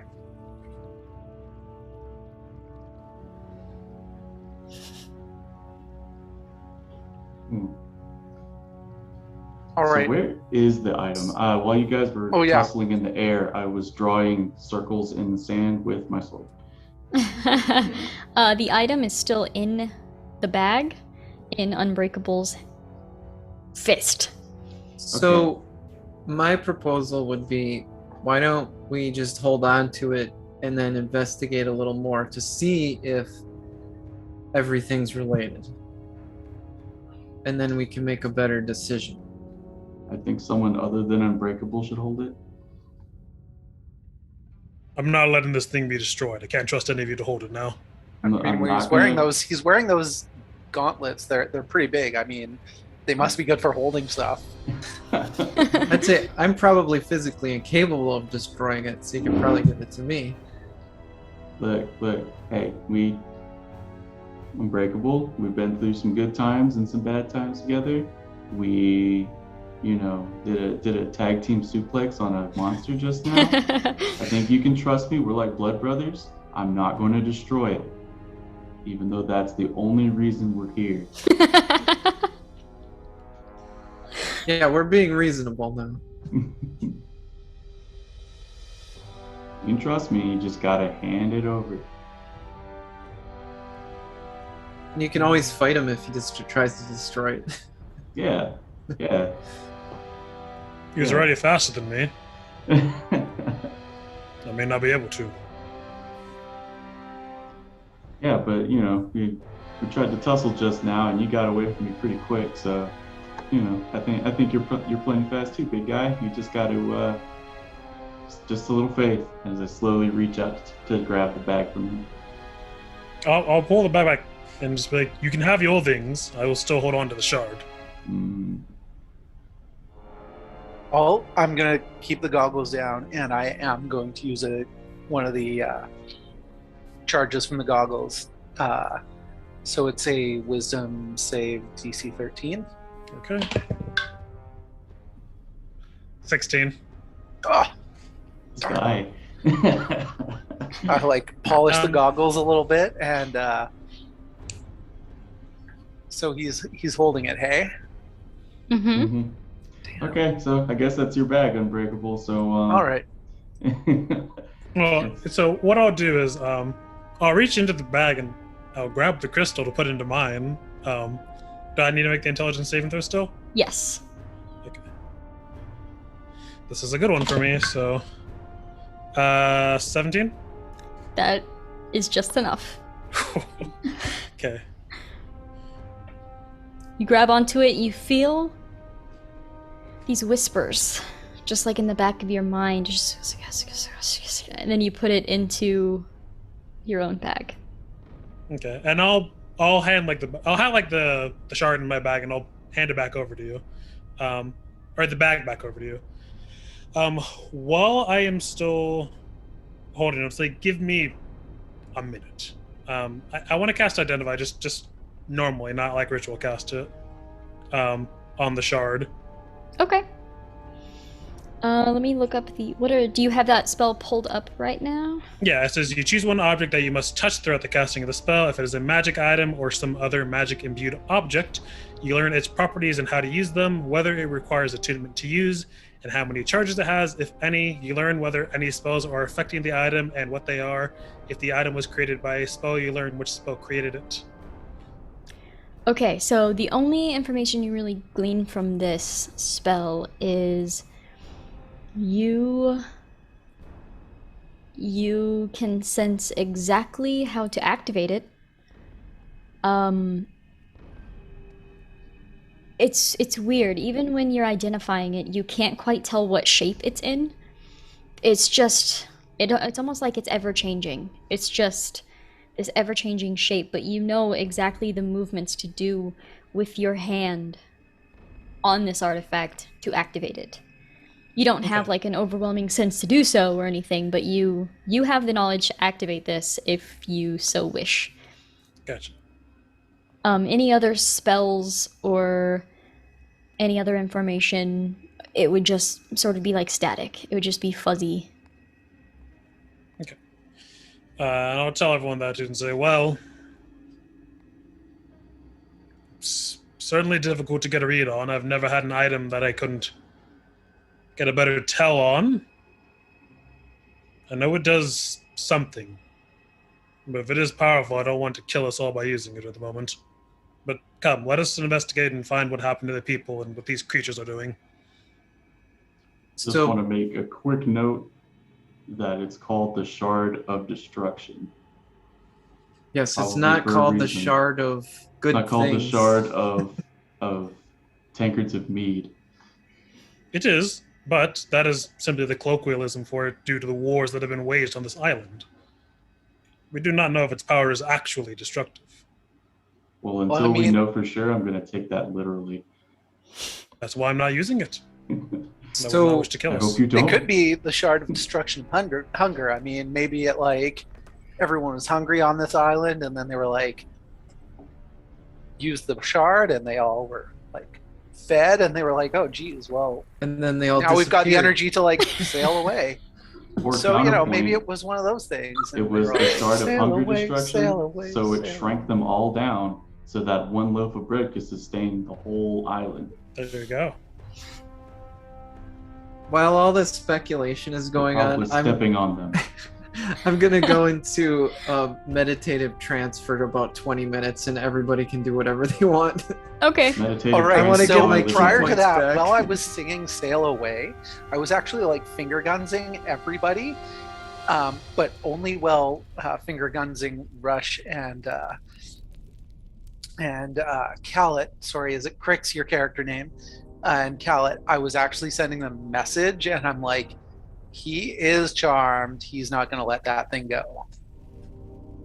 And that He is under a deep spell, and I think and that would that is. influence my decision to get my key points back through meditating, because I might need them. All right. Uh, How many hours are we into this, like in terms of like game time? Almost 3. Okay. well, we probably don't need to tarry about this any longer. We're just gonna have to trust him for now, and you know, if he does activate a doomsday device, then I don't think we'll be around much longer to be upset about it. Fair enough. Okay, so you said there was no blood or anything, any like struggle markings around the pyramid at all? Correct. Like in a about 15-foot radius around the pyramid, there doesn't seem to be any signs of struggle. Okay, so when the pyramid was open, could we have seen the shard if it was just kind of hanging out? No. No. No, you had to look in to see it. Okay. And so, out of character, we didn't know that Unbreakable was charmed until he picked it up. So, okay, in character, it's like so the way that these battle markings look, it's almost as if they were purposely trying to stay away from the pyramid while they were killing each other. So there could have been one group. It's not like one group was trying to destroy it and the other group was trying to stop them. They both wanted it. And they were willing to kill each other over it. So maybe this whole island was charmed by whatever this thing is. I suppose it's possible. Someone could have been using it to charm people in some greater force. So, to be clear, like when we say there's no blood around it, is it like there's blood like spattered towards it, or is it like a very clear, like there's a defined circle where there's nothing around it? The patterns that you can see outside of that 15-foot radius, it doesn't seem like it stopped before entering, like there was a barrier or anything like that. It just seems there was no fighting that close to it. Okay. So, All right. Well, we should find out something about these people. Like, mhm. so there's like huts or anything around. Like, can we Yep. check out the huts? Yeah. Yeah. All right. Does anyone want to? Anyone tell me if they think these huts are worth going into? What do you think? Just it looks like the village was completely ransacked, with its doors being torn off the hinges, and everything. I'm sure everything that was worth of value from inside is now gone. However, we might be able to discern what they were looking for, just judging by what how disheveled everything is, or if they just came in, killed the occupants, and left. All right. Well, do we want to go together into one of these huts? We can. Yep. I think we All should. right. Certainly. Yeah. All right. Come on. All right, I will have the two of you make an investigation check for me. Yeah. I think investigation is not great for me, which is why. Investigation is also not great for me. I get a 0 Only I on was it. the one. I get 17. Like it's natural 17, no modifier. You get Nice. a 4. All right, Combined so 4. yeah, Crick, walking in, there's wood splintered everywhere. There's blood everywhere. There are weapons that just lay in stains of blood. That's about all you get out of going into these homes. Harold, you are able to see. You're able to look at the weapons a little clearer. There are certain weapons. The way certain blood stains are laid out, it is as if there was a fight between two people, and they, upon stabbing each other, seem to have fallen and died here. Each other's weapons laying in the piles and stains of blood. Carrying over to different huts and various parts of this village, it appears that there was some. This seems to have been the final stand of something. Two different weapon styles. You see, one of these tribes seem to primarily use spears, while the other ones primarily use clubs. And you see clubs with basically like the ends pointed to be able to deal damage with both of the ends. You see the spears more like a glaive, kind of both-sided, and that's all that remains. Like you can't see any bodies. There's nothing showing what races these tribes were of. You just see spears and clubs, and you see stains of blood where their bodies once were and now are gone. So we haven't seen a single corpse up to this point. Not a single corpse. So I'm gonna roll performance to do how good my feigning that my understanding of this battle is. All right, so that's a 13. I roll a 13 performance, and I sort of track the blood around, and I'm doing spear hit and then clubs, pretending I'm doing both sides of the battle. I'm God. And I I'm the attacker started with the capybara, and then the second tribe came in, and they were defending with Agrippa. None of it went well, and they vanished. Okay. I think I have a good idea of where all the corpses went. We should probably investigate those drag marks on the outside. Sounds like a good idea. So, but also, but it doesn't look like what does the furniture layout look like in these huts? Is it just super simple, bedrolls on the floor, that's it? Or did they actually have makeshift tables and stuff? They had makeshift furniture. They had tables, they had full beds, a lot of which though was flipped for cover. Some of the rooms even are barricaded. You would be able to shove through them. The ceilings also are maybe 6 feet high. You've got to kind of duck going into some of these places. Of the bedrooms, at least. The living area seem to be a little higher, a little easier to walk through, but any of the bedrooms, the ceilings are much, much shorter, and the furniture is fairly small. But yeah, there's actual furniture here, most of which has either been used to barricade or used for cover during this final assault. So just judging by the size of the furniture, can I determine the size of the people who inhabited it? You would be able to determine they were at least dwarf size or smaller. Okay. All right. So we're not looking for giant Goliaths or Dragonborn folks, or even tall humans. So we're looking for dwarves or halflings or gnomes or and kind of diminutive race. So, so I'm gonna go outside and investigate the drag marks then.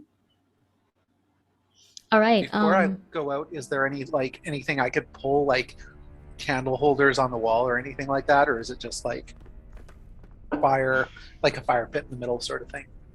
Most of them have different fire pits or like makeshift cooking pits, more of. But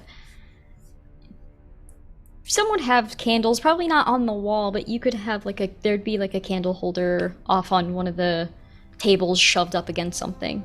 Okay, but not like I could pull a book off of a bookcase sort of thing. Mm-mm. Okay. All right. Heading outside, looking at the drag marks. Is there anything specific you're trying to uncover about them, or the direction in which the person seems to be dragged? okay. While looking across at all of these drag marks, there doesn't seem to be a specific direction. Some of them seem to be out of homes, like someone being dragged out, but then it ends in a blood stain. None of them seem to lead to a specific location. Okay, so from what I understand, these people were literally just being pulled out of their homes and killed. So they weren't collecting the bodies for any kind of ritual purpose. Otherwise, we would have seen, drag marks or wagons or something to load up all the corpses. So I believe that something other than the people who were participating in this battle disposed of all the corpses. That probably checks out with what we've had here. The corpses we've already had have been taken away immediately. Mm-hmm. Yeah, It's almost like the air disposed of the corpses. Headless Harry is gone now. Rest in peace, Harry. But so For the record, I'm Harry. you were both. Oh, he was H. That's right. He was H, yeah. Okay. Fun fact, his name was originally Harold. Oh, shit. After you told me your name, I was like, well, all right. It's a good NPC name. I came up with it because I was using it as an NPC in another game of mine. Perfect. Okay, so so at the edge of this village, it's just all jungle, right? Yeah, jungle and various trails. Does there seem like there's been a particular trail that has been used a lot recently? Make a perception check. Or, yeah, perception or nature. I'll let nature go if you are more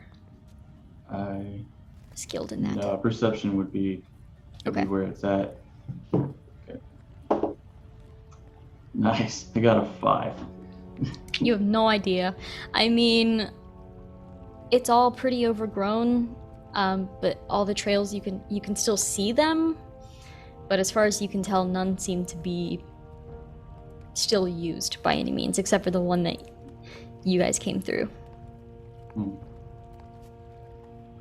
Okay. Do we remember? It seems like it was so long ago. It was only a couple hours ago. But do we remember which direction the creature was looking off in, or did we not pick that up? It looked off in a few directions. Every time it looked off, it wasn't just like one place. Make an insight check for me.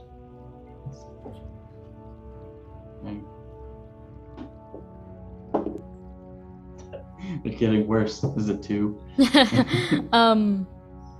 Yeah, you're not sure if it was looking off for help, looking off for a place to run, or if it was just getting desperate. You don't know.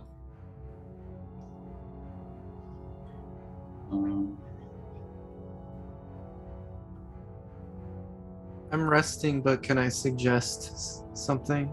Sure. Like talk? In the bottle. Yeah. Figure out the direction. I feel like could somebody with perhaps flying boots fly up and then look around? I know a guy with flying boots. I mean, yeah, it's worth a shot. I'll give it a Then go.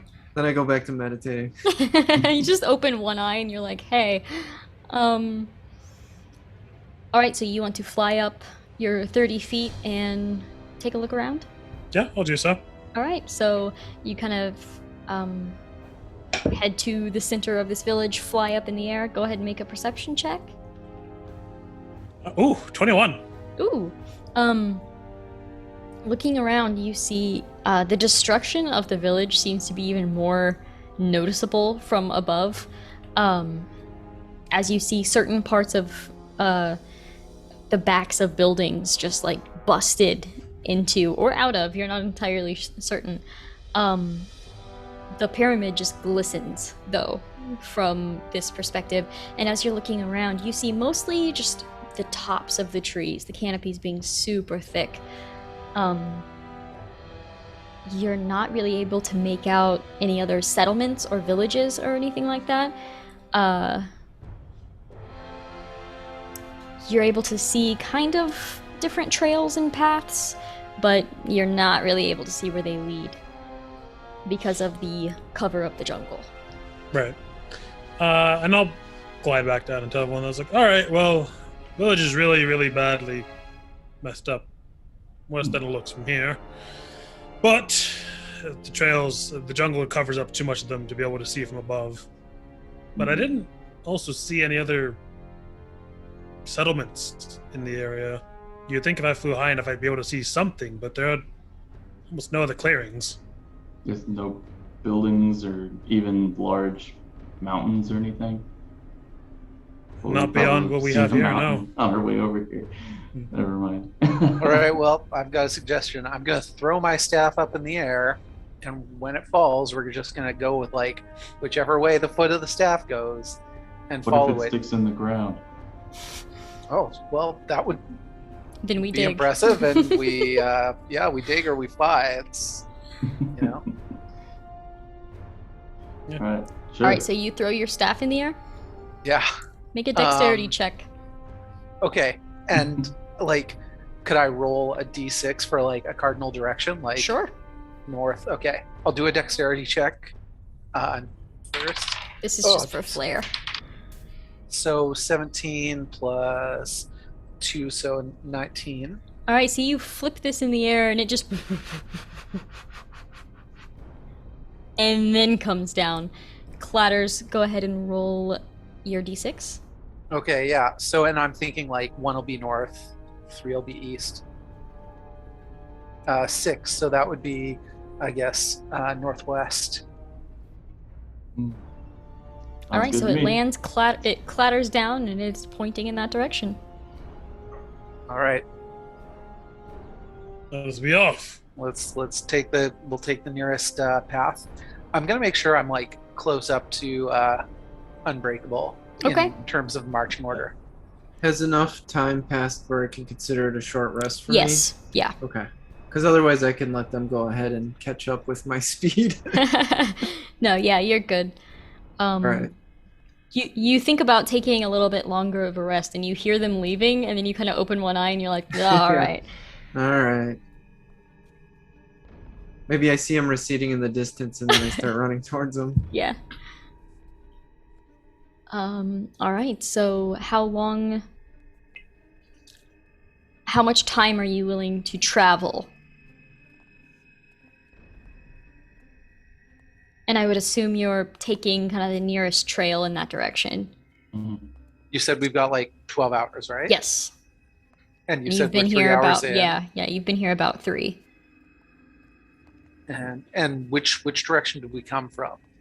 You would have come from like Probably the west. Okay.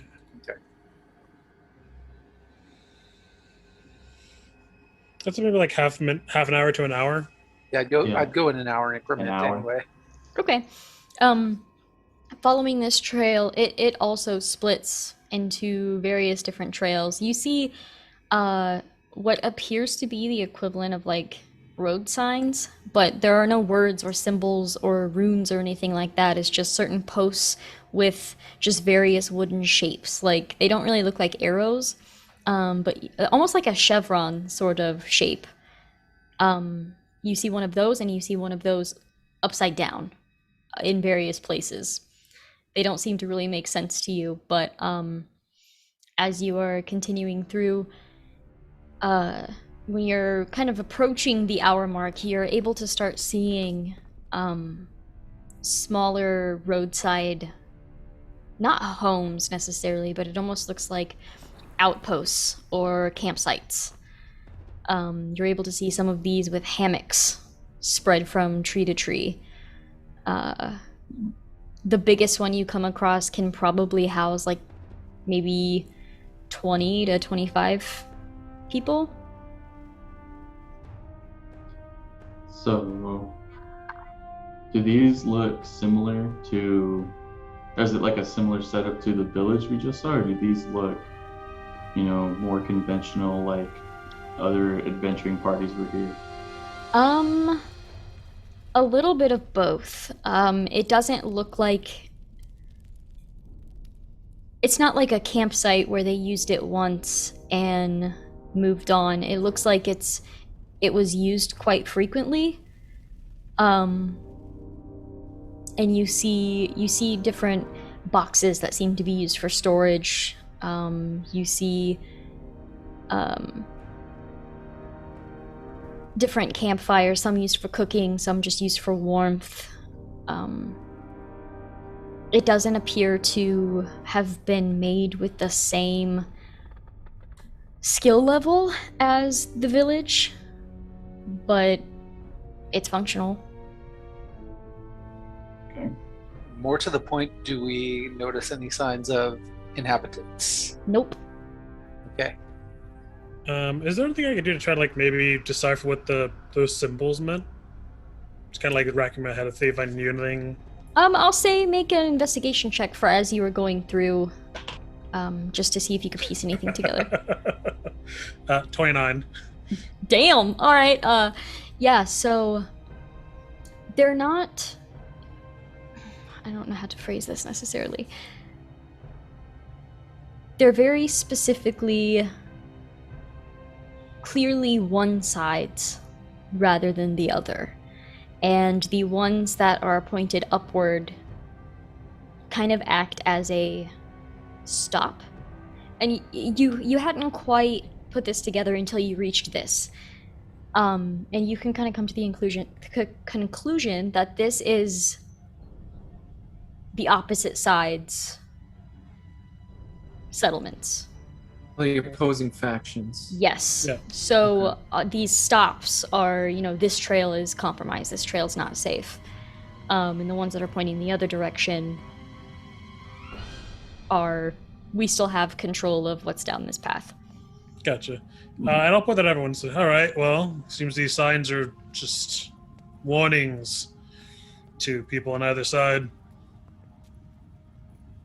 And you kind of put together as well that you always look at the one that's on the right side of the path, because on the way back it would obviously be the opposite one on the other side. But Right.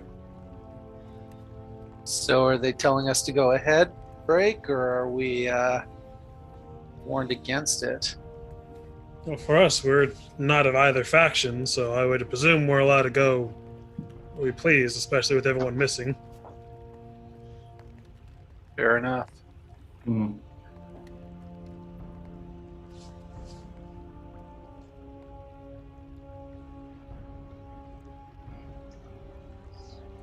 So I think what we need to do, because I see this and then the battlefield that we were at beforehand, is that village I believe, was protecting the shard, and there was another group coming to take it. So if we can discern which faction the village was, we can perhaps trace their paths back and find out where this thing originated. It's a good idea. We don't have a lot of time, but we can try. Don't have too many leads either. I Can think we, any idea is why a don't we, good like- idea at this point. I'm gonna go and check out some of these crates here. I'll take my staff and kind of like open up one of the. I assume they're like crates that need to be opened. Or Yeah, none of them yeah, are really open yet? They're basically just small wooden crates, more or less. While you're doing that, Unbreakable, you suddenly realize your vision isn't as clouded as it was before. Your thoughts are more your own. Okay. No, I'll kind of like rub my head for a second. Say, I may have been in a bit of a day. I mean, would I know what that might be from it all? Like, would I recognize it's a potentially magical effect that might have happened? I would say now, yes. Now that it's faded, you're like, hold on. So, I've been acting weird, haven't I? I'll say. You did When- just try to run away while you're on a deserted island. When? What caused it? When was it? Those boots you were wearing, they're pretty sweet. Yeah, thank you. I built them myself. As soon as I handed you the shard, you took off like you were going to leave us on the island. So it's the shard itself. Right. And I try to take it away. I don't quite remember exactly what it was that I had said. You had a logical argument at the time, but apparently it wasn't just logic fueling your desire to keep it. Okay. Well, the shard did something to my head. I'm not entirely sure what it is. I think we should take the opportunity to do the job that we came here to do and destroy it. Don't look I at think it. That's fair. Leave it in the bag, and then we can just take turns pummeling it. That sounds fun. But it's with the rest of his stuff in the bag, so you're gonna smash all your things. It's mostly tools and scraps. I'll be fine. Okay, alright. Not your delicate eggs. Did I find anything good in any of the crates? Looking in the crates, you find a lot of spoiled food. You smash into one of them and it's just the most rancid smell, as it was full of some kind of fruit that you don't know anymore. And a couple of them have they actually have different like cured leathers, almost like maybe it was some sort of jerky at some point, and it's just dry now, and you're like, I'm not gonna touch that. And then there are also like clothing items in there as well. You see a couple sharpening stones, but other than that, nothing that would be too useful to you at this moment. But Can I tell anything about like the civilization based on the clothing they wore? Like, it make could I make like an Arcana or a History check? Maybe. I think history would be okay for this one. Okay, I get 0 on both, so we'll see how this goes. 13 plus 0. All right. For this place specifically, these clothes are quite a bit smaller than like the furniture and the homes you saw in the village. Much smaller, and upon looking, you begin to see different, almost not quite contraptions, that's not the right word, but you see different clothing and harnesses that would probably link a few of them together. to make them more secure, taller. Maybe to climb onto trees or to appear bigger to predators. So like three kobolds in a trench coat sort Yeah, of kinda. deal. Okay. Okay, these are like the weirdest clothes I've seen anyone like. And I pull them out and I'm like, they're so like, is it a big piece of clothing with like 3 extra sets of arms or something? Like, Pretty much, yes. oh, that's With different so cool. with different like harder platforms for feet. Like it's Oh, weird.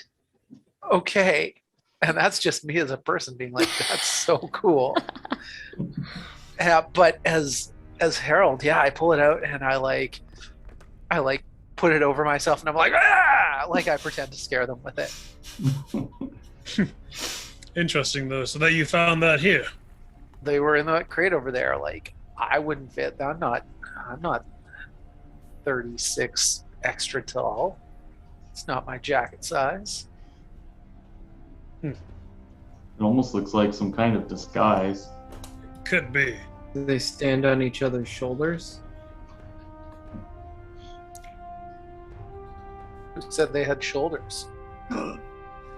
Fair point. How do we know it's not one tall being with 3 sets of arms? The platforms would be strange then. Maybe they have short legs. Reasonable as any. This is But yeah, very interesting. Clearly, we can't identify what race these clothing might belong to. Looks to me like they might have been trying to make themselves bigger, like, you know, those moths that look scary, like faces. So, that creature we found was larger than any of us, yes? And some of us are quite tall. It was able to drag away all the corpses. And H was a dwarf. If everything here is dwarf or smaller size, maybe they only go after smaller prey. Well, no, the corpse itself was taken away, though, too, wasn't it? mm-hmm. The corpse just vanished. I didn't see anything take it. Are there any signs of, I guess, things being taken away from here either? Make a perception check. My best. I'll make one too. Okay. 17. I had 21 total. Okay. Both of you looking through this little campsite area, you don't see any drag marks or anything like that. You don't even see any blood. But you would be able to see that it appears that there were people inhabiting this place. And then suddenly not. You see food prepared on little stone slabs. Rotten now, obviously, but you see it was as if they were all sitting around a cooking fire about to share a meal. And then there's no signs of a struggle, there's no signs of anything. They're just gone. I'm gonna spend a first level spell slot to use Detect Magic. Okay. See if I see anything around. The only sort of pulse that you get would be any of the items on your party members, and then a very strong one coming from your bag. Okay. Can deduce that the shard is magical. Yes. Right, well, whatever's here, it's not magical, and I'm not sure if that makes me feel better or worse. What? The shard is intensely powerful, though. What if we tried to destroy it? Will that maybe trigger something? That's worth trying, yes. May and not I'll need to take off destroy my it. It would be really cool if we like went back to where H died, and like if the shard of destruction got destroyed, what if it like made everything come back and H all of a sudden like got his head back on? That would be Shard just of Destruction phenomenal. took all the bodies away. It's possible. We could be hiding them, taking them away into a demi-plane or something. But I'm willing to try. And I'll send them back down and say, have at it, all of you. It already did something to me once. I'd rather you all try before I do. It's like a morgue of holding. All right. Unbreakable, do you care about getting this backpack back at all? Not particularly. I'd How rather about just I have the buy you things. a new one when we get back to wherever we're going? That's fine by me. Okay, I'm going to use my breath weapon on it. Sweet. Nice. Okay. What kind of breath is it? It's a cone of fire. Nice. Ooh. So let's see.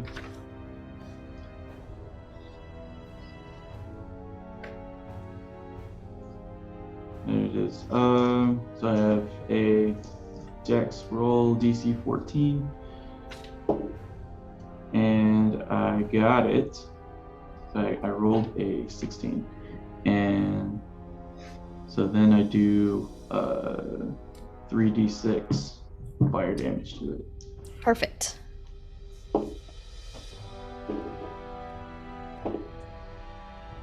So that's 12. 12 points of damage. All right, so this fire breath unleashes on this bag, slams into it. You see the bag itself kind of react, and the flames curl up it. And Crick is gone. Oh, great. No. Oh, lovely. Well, good news. We found out the shard is behind it. So, did we have to destroy it, or could we get the folks back on the boat to destroy it for us? We could probably get them to destroy it, but I know how to pilot a ship. Do all of you know how to do the work of 20 men each? I could do one and a half. I can do. I do have several other personae, and I mean, if I do them fast enough, it might count. Might. I don't think That'd that be will good. work. Here's my theory. We all have to go inside the thing somehow. That's my theory. Agree, This unfortunately. is a really risky one to... Because if I'm wrong, we could just be going to like the demo plane of hell or something. Oh, my mother went there once, actually. Oh, She gave- really? I hear they've got a sweet gift shop. Did she bring you back anything good? It was before I was born. Oh, I see. It was quite some time ago. She did get a rather impressive sword. Yes. She didn't have Well, anything then else. She let's- didn't want to trade souls. Now I want to go there.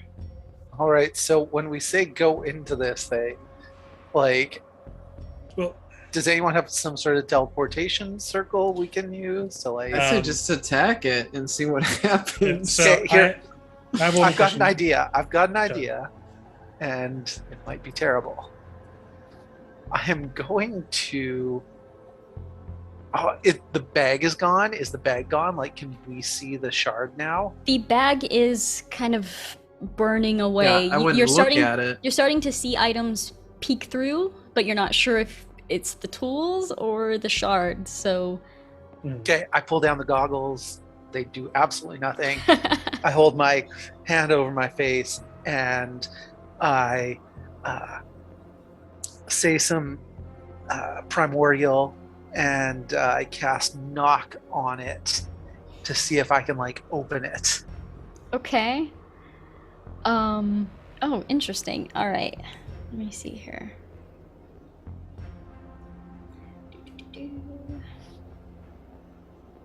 So if it's held shut, it becomes by a mundane lock. It becomes open. If it's an arcane lock, the spell is suppressed. And a loud knock, so now there's been like a loud knocking sound. All right. So, nothing happens. That's better. Well, I just realized if our friend here was convinced that it wasn't, or that we should protect it and not attack it, to destroy it, maybe that's exactly what we should do because that's what it didn't want. So maybe we should destroy it and be taken to With the other power side. of love. Do I still have like the memory of how to activate it? Yeah. All right. Well, I guess can I reach out, just try to like see if I can find the shard like with my hand, like without trying to look at it? Sure. Yeah, you can kind of search around for it. Eventually you do touch it, and I will need another saving throw for that.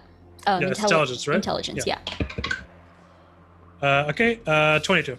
Yeah, that succeeds. It does not pierce your mind. You're not gonna let it do that again. You have a hold of it. You haven't looked at it, but it is in your hand. Yeah. So I'll like have it like completely like can I completely like cover it with my fist basically? That's where it gets weird, is because it's changing right. constantly. So you have a good hold on it, but you can't be Yeah. sure that it's covered. Yeah. Yeah. So I'll like try to keep it away. It's like, all right, I have it in my hands. We have a couple of options here. Well, I don't know which one's riskier, honestly. One, we can join our friend Crick in attacking this thing and hopefully be put wherever he is. Secondly, I can try to use it. Oh, I think that might be riskier. I agree, but I wanted to run this by you both first. So here's a thought. If fire didn't do anything to it, might ice do something to it? Just want to try? Go ahead Okay. and try. Okay. Unbreakable, you're gonna drop that sucker and we're all gonna run. We can run as much as 300 feet away. Like, if we can get a quarter of a mile away from it, I think we're safe. All What right. are you doing? I'm running with you, and we're gonna throw some like witchy ice at that shit. And it doesn't like fire, maybe it likes ice. And so once we're like quarter of a mile almost away, I'll take cover and I will pick up some dirt from the ground and take some water from a water skin and just like speak some more primordial. And as this happens, on the spot of the shard, it is pounded with rock hard hail and it's like big, like there's a hailstorm all over it with it's 20-foot radius, it's 40 feet high, and I assume a shard cannot make a saving throw. It cannot. Okay, so it automatically fails, and then it has to take 2d8 bludgeoning and 4d6 cold damage. Nice. Roll some damage. Okay, so I'm going to start with the cold damage. Okay. Hoping that is my key to success. And I do, in fact, have 4d6s here. And I've got 4 plus 4 is 8, 12, 13 cold damage. Okay. And I will roll those 2d8, right? I said 2d8, yeah. 5. And so another 10 bludgeoning. Nice. Magical bludgeoning. All I right. assume. Yeah, so this far away, you hear this storm, which is super weird to hear in a jungle, and you just hear ice and sleet, and as the storm fades, Harold is gone. Yeah. All right. I'll like run up to it like that, like 300 feet. I'm like, I run up to it and just stab it with my spear. That's Okay. all I can do. Go ahead and make an attack roll for that. All right. Are When it you blows are that you sucker. looking at it or are you averting your Oh. gaze? I guess. See, that's the thing is like, how would I even locate it without Right. looking at it?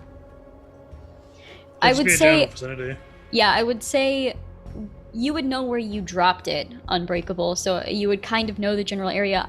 You would be able to make an attack roll with disadvantage with your sword without looking at it, or you can risk looking at it and then attacking normally, assuming that you still want to attack it. I'd rather. So personally, I would be like, or ask for advice on where it was, and then if I could narrow it down, and I would try to spear, I guess, with disadvantage. All right, let's go for it. So that first one was an 11, so it's probably gonna be an 11.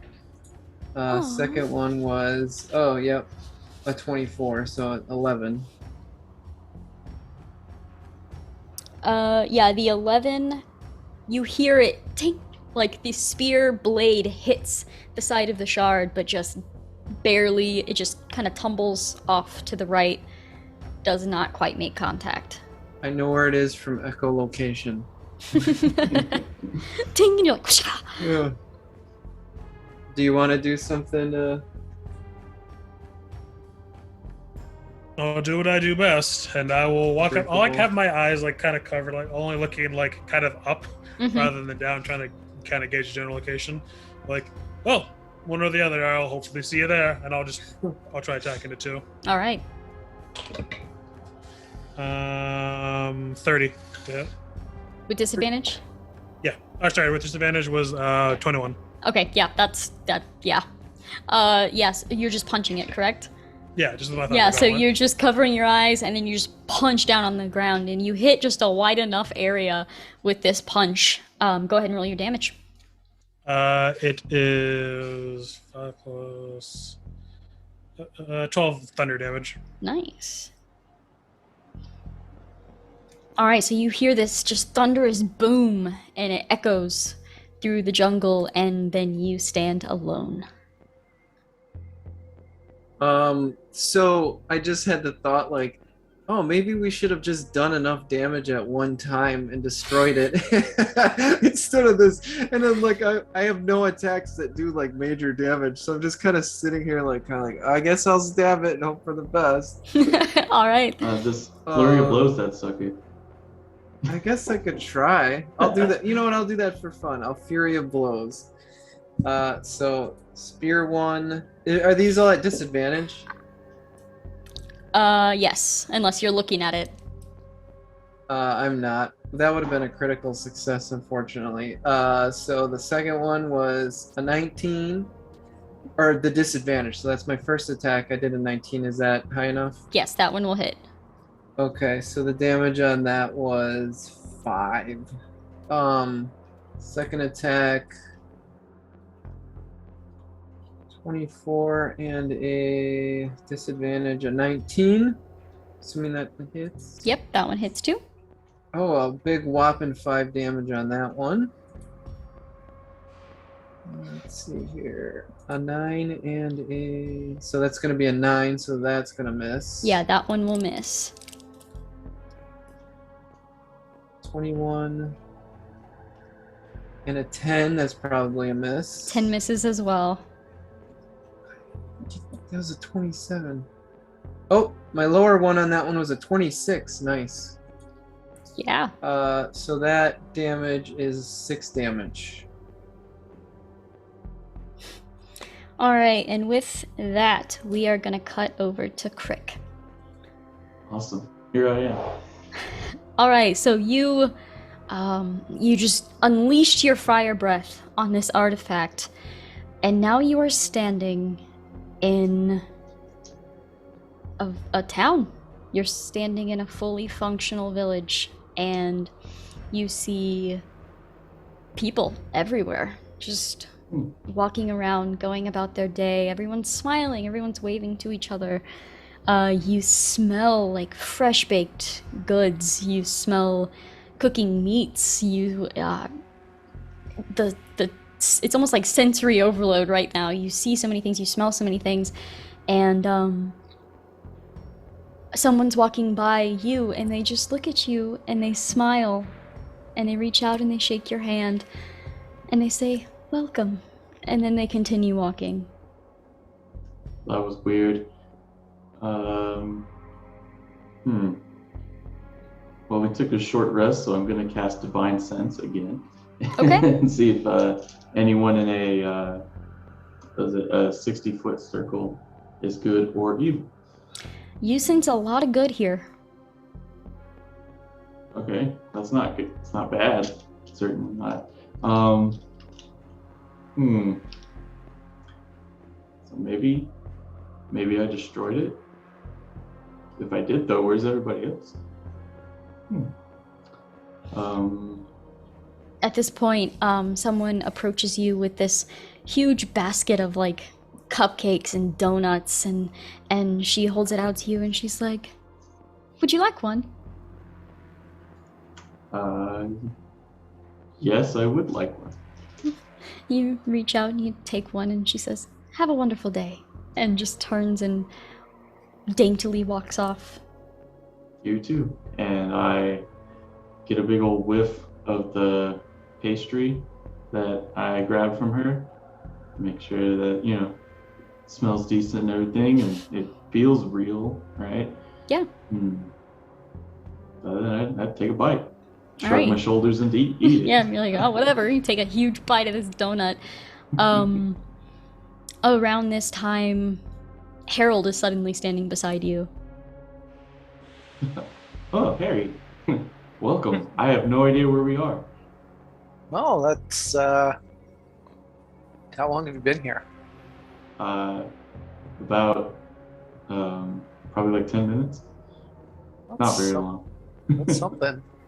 Yeah, everyone's really nice here. I tried sensing if these people were secretly evil, but no, I'm just getting overwhelming amounts of good and charming. And at this point, someone's walking by and they make direct eye contact with you, Harold, and they're like, "Hello, welcome." And they just continue on past you. Thank you. I try to catch up to that person as they're walking away and be like, "Where are we?" They seem confused by this question for a moment, and you don't see their smile falter or anything, and they're still just smiling at you, and they say, "Welcome to Utopia," and they turn and they continue walking. Utopia. Do you know of a country or city named Utopia? Well, intelligence isn't my strong suit.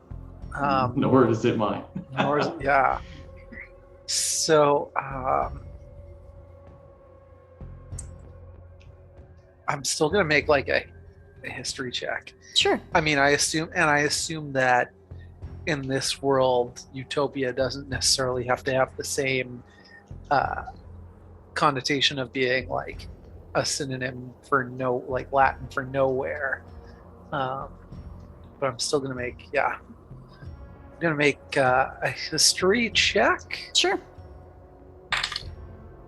And it's a 7, a nat 7 with a 0 bonus. Yeah, you've never heard of a kingdom called Utopia. Yeah, this is definitely nowhere I've been.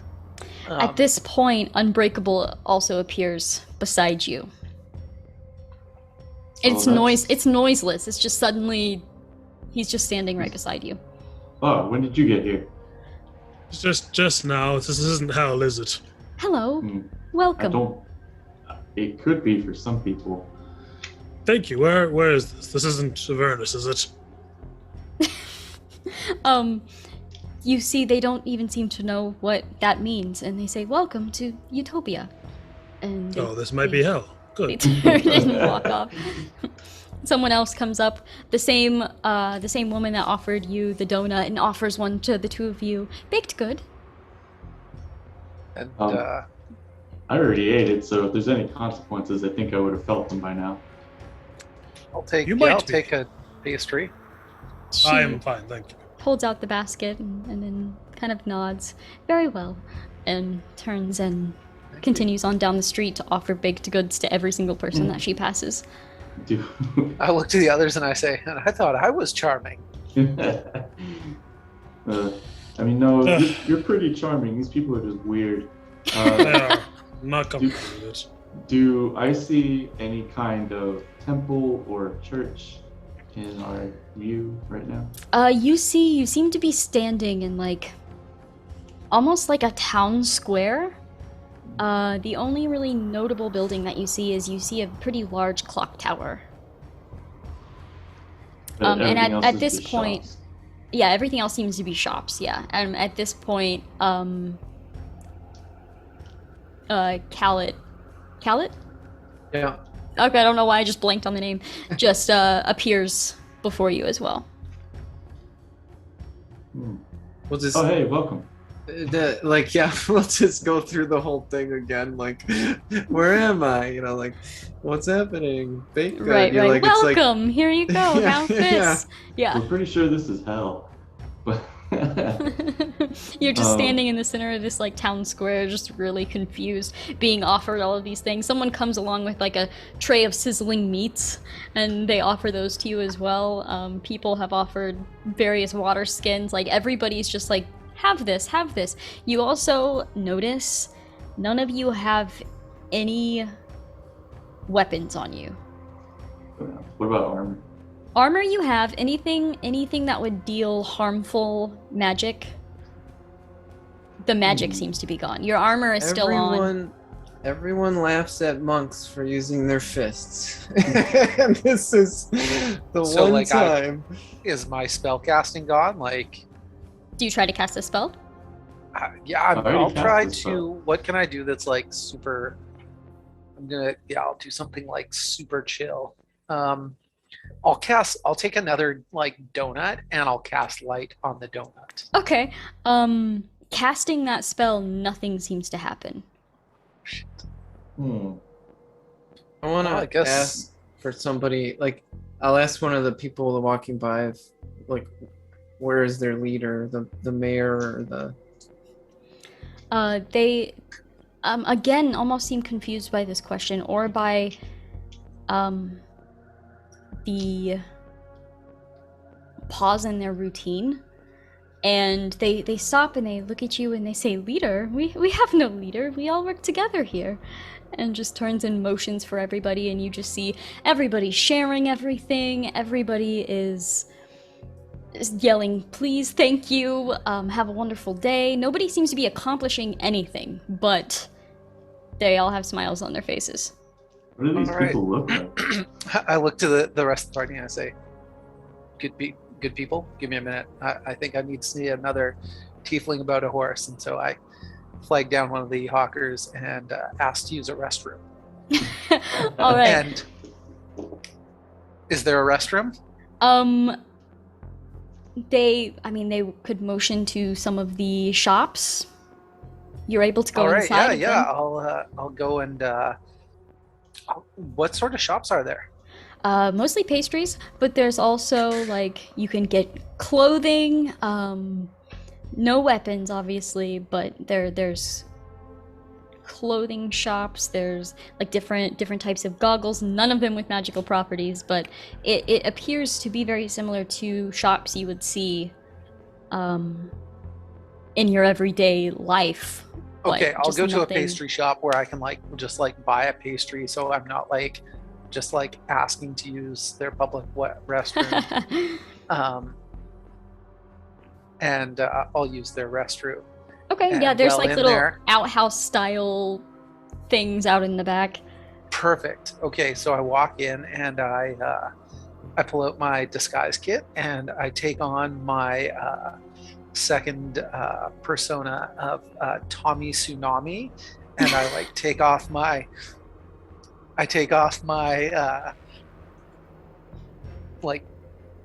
what my like motor jacket, and I put it all in my pack, and I like come out and like my pack like I turned it inside out, so it's now like the like most hilarious gym bag, and I'm wearing Okay, like this realm's equivalent of a Hawaiian shirt and wonderful. and short and like shorts, linen shorts, and like sandals. Perfect. And still the goggles though. I put the goggles back on. And I go up to him and I say, "Excuse me, sir, do you live here?" It's me, Tommy Tsunami. Don't you know me from the races? No, I've never met a Tommy Tsunami. Okay. You know? Did you meet our friend Harry? I like do the finger guns again, cast message. Oh, I can't. I'm like, You do the finger guns. son, So wait a minute. son of a finger gun. Those are Harry's finger guns. I would Harry is recognize nice. those finger guns anywhere. There you go. There you go. Okay. Very well then. I would then, if after they said that about the leaders, and I'm sure I'd probably get a non-answer, from them because it seems to be like their whole thing. But I would ask like, well, where are the other people, like that? Like, I guess I'd try to describe like that look like us, or they look like, not Oh yeah, what you. do they look like? What do these people look like? Yeah, looking through this town, kind of as you're even going to ask this question, like describing different people, as you're able to see past the clock tower, you see humans, you see Goliaths, you see dwarves, you see halflings, you see gnomes, you see I guess Tommy, there's this light bulb that goes off in your brain as you see these little frog races that you've never Like, are they racing or are they No. race of frogs? No, I mean a race of frogs, yes. You see them walking along, and a lot of their clothing matches the style that you found in those crates. And Oh. you just suddenly have So this they're- image of them all stacked up on top of each other. They're here, but they're brainwashed. So we have to figure out what's happening before we become one of them. Oh, geez. I don't know. What about that clock tower? What time is it? What time is it on the clock tower? There's no clock on the clock tower. It's more of like a lookout tower, but it looks like, for our reference, it has the physical properties of like a clock tower with this huge open window up at the top. Like where the clock would be is just one massive open, and there's no glass or anything. It's just completely open. That's good. I can't tell time anyway. That's weird though. We should probably check that out, or at least see if. Or I grab one of the people and I say, "What's that building over there?" They kind of look over to it and they say, "We don't go in there." We must go in there. Good idea. Oh, 10 off, gents. that's Perfect, okay. thank you. Thanks. That's exactly what I wanted to know. All right. Do you have any donuts I can have? Absolutely. And they Awesome. hand out another donut. And I walk back over to the party with my mouth full, like, I don't know why we want to leave here. Those donuts are already taking effect. I think that's the problem. I run up to the person. I'm like, has anyone ever come out of there? Out of where? The tower thingy. Oh, we don't go in there. All right, we're not getting anything from them. Right, okay. Let's head over there. Do it. All right, so you head into the tower. All right, Does it have doors? there's a little wooden door, yeah. Okay. Oh, little door. I don't like little doors. I mean not like double doors. It's just one singular like Oh, arch okay. door. You head over, you open that up, and it just leads to this large spiral staircase. I hope we don't need weapons at the top of Does this. do we get any weird looks when we open up the door or anything? Oh, When you yeah, op- did it? We should have been stealthy. When you open the door, no. I guess we could try stealthing up the stairs if, Something. or I could scout ahead. I don't know if anybody else is good at that. I'm not going to be much good stealthing, but I can try. think I clank too much. Why don't I go a little bit ahead of everyone? Sure. Sure. Okay. Sounds good. So just give me a little bit of a head start. I'm gonna roll, unless I'm assuming you want me to roll stealth. Yeah, if you're trying Okay. if you're trying to be quiet, then yes. Ooh, 24. All right. Yeah, you just head up the stairs, basically silent. What do I see up there? Once you get up to the top, there's a little railing, but it seems to basically just be a platform, and you're able to look over the entirety of Utopia, and it's just this town square. Okay. Everything is blurry beyond it. There's nobody else up here though, or No. anything like that. Mm-mm. Okay. It's so blurry beyond it. Yeah, it's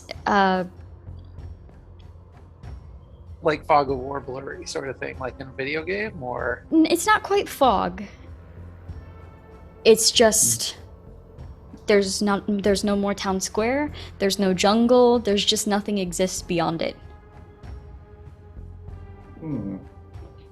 non-existent. Non-existent. So I'll stealthily go back, just because I want to roll. Oh, I got a 17. Okay, yep, quite enough, heading all the way down. And then I say exactly what has been said. I don't know if there's any value going up there and looking for yourselves, but I don't think there's any danger in doing so. Did you see anybody up there?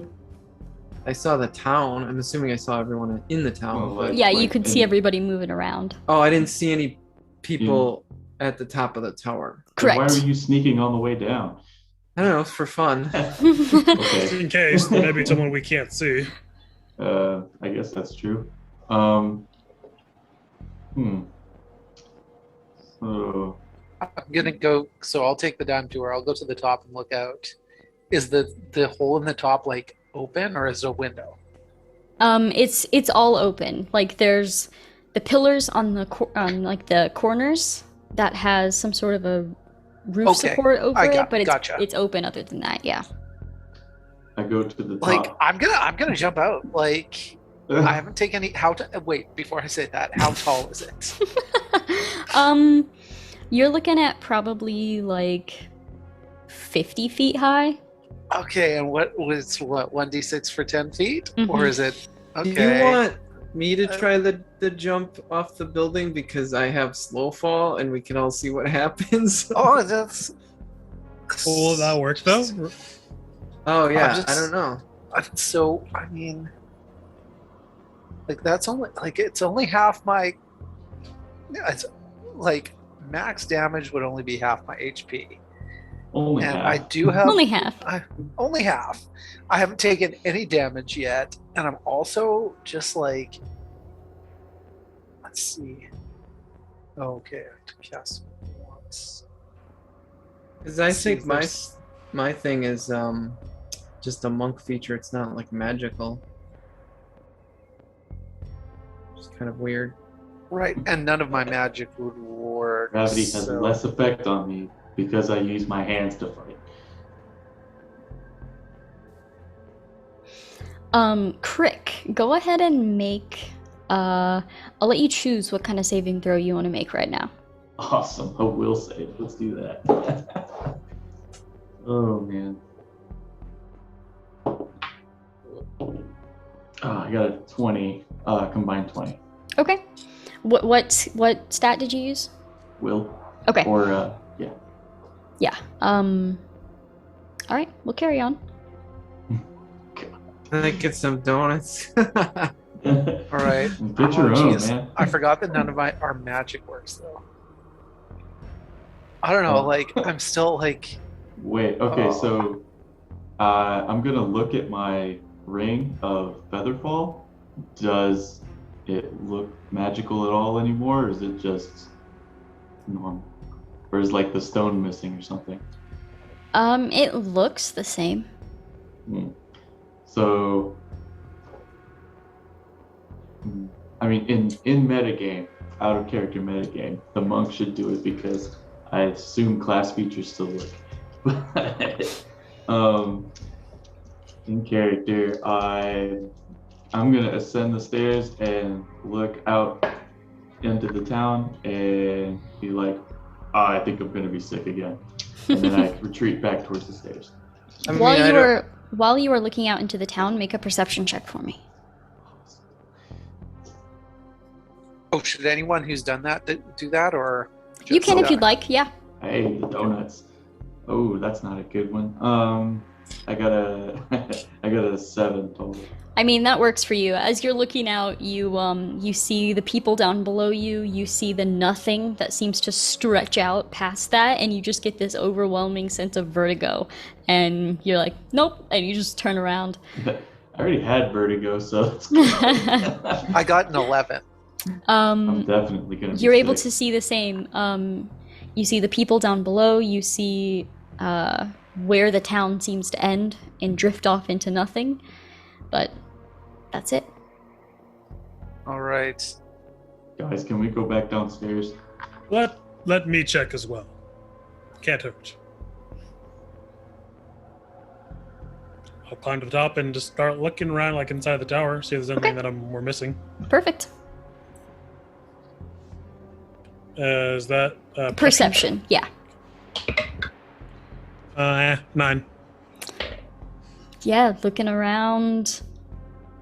You're more distracted by the nothing that stretches out afterwards. You can't quite focus on anything else. There weren't any other significant buildings that we saw while we were at the top of the tower, correct? Correct. Was there any like stairs that went down? The only set of stairs is the spiral staircase. And that seems to be it. Crick, did you go back down? I'm like waiting at the top of the stairs for everybody. Okay. I can go down the stairs though. I'm done being up high. All right. How far away was that barrier of nothing? It's maybe, half a mile from the center of the square. I guess pretty close. Yeah. I would run to it and chuck a donut through it to see what happens. You sprint over, you have the donut in your hand, you throw Yeah. it, the donut hits the barrier and crumbles down. I run back. Okay. I tell him about the donut. Okay, so we probably can't run through it. Did you try running through it? No. Don't. I was Don't. thinking about... Don't. Oh boy. I was thinking about punching it, but I wanted to confer with everyone first before we tried something like that. Well, if we're gonna punch it, we might as well all hit it at the same time. Alright. Now, has anyone else tried their magic here? Because mine does nothing. Well, I can certainly try. Give me one moment.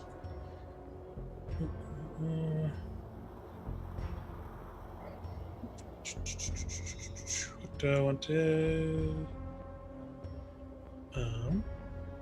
I'll just try to cast and check magic.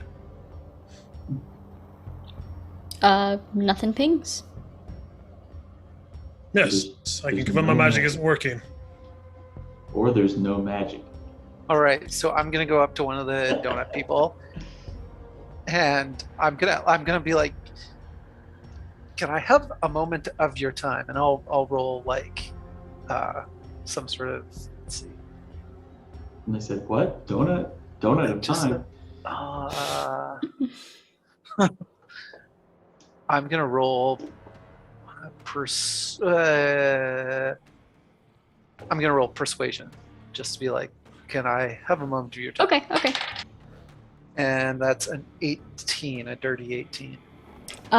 So they stop what they're doing and they turn and they just look just deeply into your soul and they're like, yes, what is it? This donut. It is like your town. But the town is the center of the donut and there's nothing there. you must feel this emptiness as if you are at the center of this donut. What gives you meaning in your life? Pray tell, what gives you meaning? Can you give me your ecclesiastical wisdom, please? All right. So with that roll, I will say as you're speaking, the smile is fading and fading and fading, and by the time you get to the end of your sentence, you see a flash of basically a decaying body standing Oh my god. before you, man. and then it just Whoa. snaps back What? to a smile. And they just turn and walk away from you. Did Okay, anyone I else walk see up to that? the group. I'm like, huddle. Yes. Huddle. They're dead. Like, they're dead. I don't want to see a mirror because I'm worried I'm gonna see that in a mirror. Like, they dead, we dead. So this is hell. Yes. We are in hell. Donut hell. We're on the donut plane. My still have the same options: attack the barrier or What attack the townspeople. if? Yeah. I was about to say, what if we attack the townspeople? Better like the yet. only other thing I can think of is going back to jumping out the clock tower. Like, I think that's Bring out the cult. because, like, if I'm already dead, like, what's gonna happen? If you die in the Matrix. Well, maybe we Actually, missed okay, something actually, at the clock stupid. tower. No, stupid. Okay. I have daggers, which do almost no damage. You don't have right? daggers. Yeah, Oh, right, everything my vanished when we got weapons out are of here. gone. You gotta punch people. Can I use my class feature, Channel Divinity? What would you like to do with it? Turn the unholy. Oh He said they boy. were dead. So that worked. I will say you attempt this feature and it seems to have no effect. Ah, Our gods have left us. I can censure fiends and undead. Each fiend or undead that can see or hear you within 30 feet must make a wisdom saving throw. DC failure 13. On failure, it is turned for 1 minute or until it takes damage. So they would all run away If they were undead. if they were undead. But they're not undead, they're just dead. Okay, well at least they're not undead. Let's see, I burnt my Channel Divinity. Okay, I'm gonna go and try throwing myself against the barrier. Oh, I think I throw yourself Please off do. the tower. Are you Well, just and then are you Off the just tower, sprinting off full the speed at the barrier? that's right. All right, make a strength saving throw. Okay, that's my strength save. That would be a -1. Oh, but yeah, I got an 18. Okay. You sprint towards this barrier. You slam into it. Is anybody watching this? Yeah. I probably would be from a distance. I yeah. mean, he full speed takes off, and you're like, you would have to watch, right? So he takes off running. He slams into the side of this barrier. You all see a visible, like, pulse throughout this shield or barrier that seems to be around this town square. And Harold or Tommy, you are flung backwards about 10 feet just onto your butt. Oh my. But the impact, you did see the shield seem to react to it. Hmm. Okay. Yeah, bust the shield. I have. How convincing do you believe yourself to be, my friends? I'm very I- convincing. I'm very I'm very- non-convincing. -1 charisma. I'm pretty charming, but I think it's yeah, I'm a +1 charming. I have. You seem to make some impact with the barrier of some sort. What if we had other people run along with us? Like a big group of people trying to hit against the barrier. Sounds fun. All right. Well, in that case, I'm going to walk up to the biggest townsperson I can find, see if I can find any half-orcs or anything. Okay, yeah, you'd be able to find some half-orcs, some Goliaths, some orcs probably. Nice. And I'm going to be like, hey, big guys, I bet you think you're strong, right? And it's just, they're just looking at you, they're smiling, they have pleasant eyes, and they're like, I would say that I'm pretty strong, sure. Well, you're not. I am a lot stronger than you, as I'm a dragon. Well, you don't have Yeah. to be rude about it. Well, you know what? How about you challenge me to a foot race? Oh no, that's alright. Oh, well, because you're chicken, right? I'm going to roll an intimidation. Sure. It is very bad. It's a 10 combined. Alright, they go, chicken. That sounds good. And they start walking off towards one of the restaurants. Good God. I'm gonna just go up to the barrier and do flurry of blows. Sure, and roll See what happens. roll those punches. All right. Yeah, because it's all unarmed strikes, isn't it? Yep. Oh, critical failure. Punch yourself in That's the a face. 9. So that's my Right. first one. Second one is 15. Third one is a 17. Fourth is a 25. And fifth is a 13. Alright, so I will say you go up to this wall. Your first punch, the wall itself seems to be ready from the impact that Tommy Tsunami did on the side of it.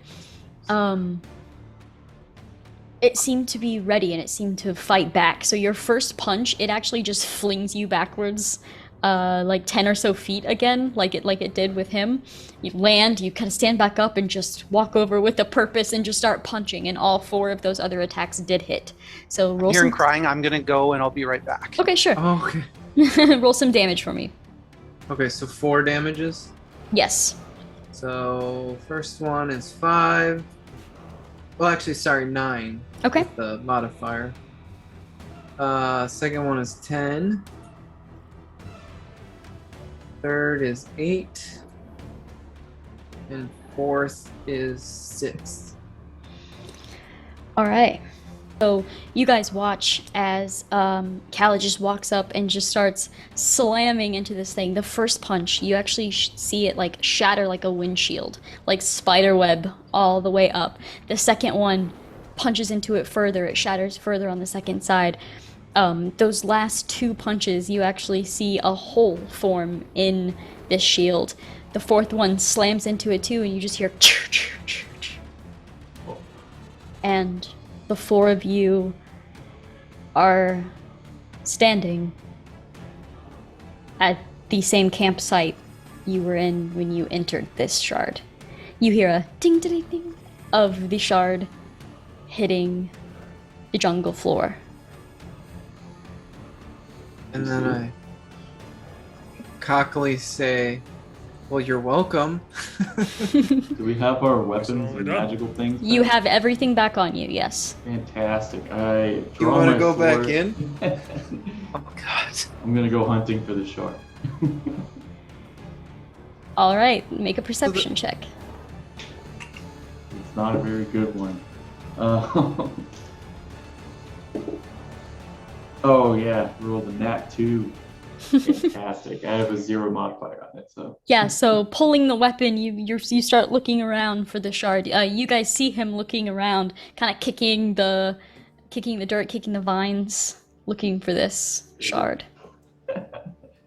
Where is it? Yeah, where is the shark? Maybe it went back to the pyramid, maybe?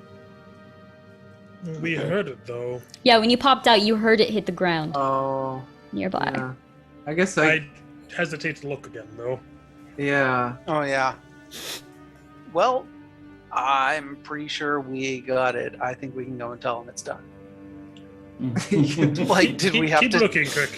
I believe We you. were supposed to destroy it. I'm just How like do they kicking know that- piles of dirt over, like, where is it? Where is it? Are we gonna, like, we don't even know what time it is. Like, we don't know how long we were in that thing. Guys, look really dark outside now. It doesn't look like much time has passed. Okay.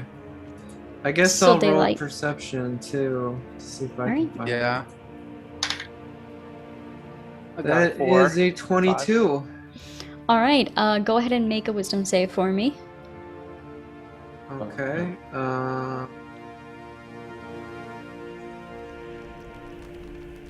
Oh, that's really high. 18. Sweet. All right, so you guys are looking around for this shard. Khaled, you spot it. You look at it, you know exactly where it is, and you have to close your eyes and you fight off its attempt at piercing your brain. You know where it's at, but it is not affecting you. Okay, I would tell everyone and then maybe like grab a piece of something to cover it up, you know, so they Okay. don't see it. And then, you know, like maybe like a, I don't know, burlap sack or something. Yeah, you could even rip off one of the hammocks on Yeah. the tree, yeah, and just cover it up. And then I bring it over to everyone and they say, well, I don't know if we should continue attacking it and going inside and then coming back out or what we should do with this thing. What if? We drop it in the ocean and pretended like we destroyed it. Yeah, there you go. There Yeah. you go. That's what I think we need That's to the do. plan. That's the plan. Okay. We'll want to Ross up on the shore eventually. That's somebody else's problem. Here. What if we tied it to a rock to make sure it sank? I don't know. Or I could just take it and I could just punt it as far as I could into the water. Is there a volcano that we can drop it in? Nowhere nearby. Do we know of any volcanoes that could possibly come over and help us with this? Come over. Just, hey, Mr. Volcano, we need some help. I was like, all right, be right over. I'll be This again. What a powerful ally, a walking volcano. Druids, man, high level druids. Oh, there you go. Well, I say, what of a couple of things we can do? We can try breaking it once more. Perhaps having broken its spell once, we are able to damage it now. What if we drop it from a really high place? That way nobody's touching it when it gets attacked. I can try that. I can fly up a few hundred feet. Yeah, let's do that. Let's do that. All right, yeah. All right, so you Well, I just... this is a dumb idea.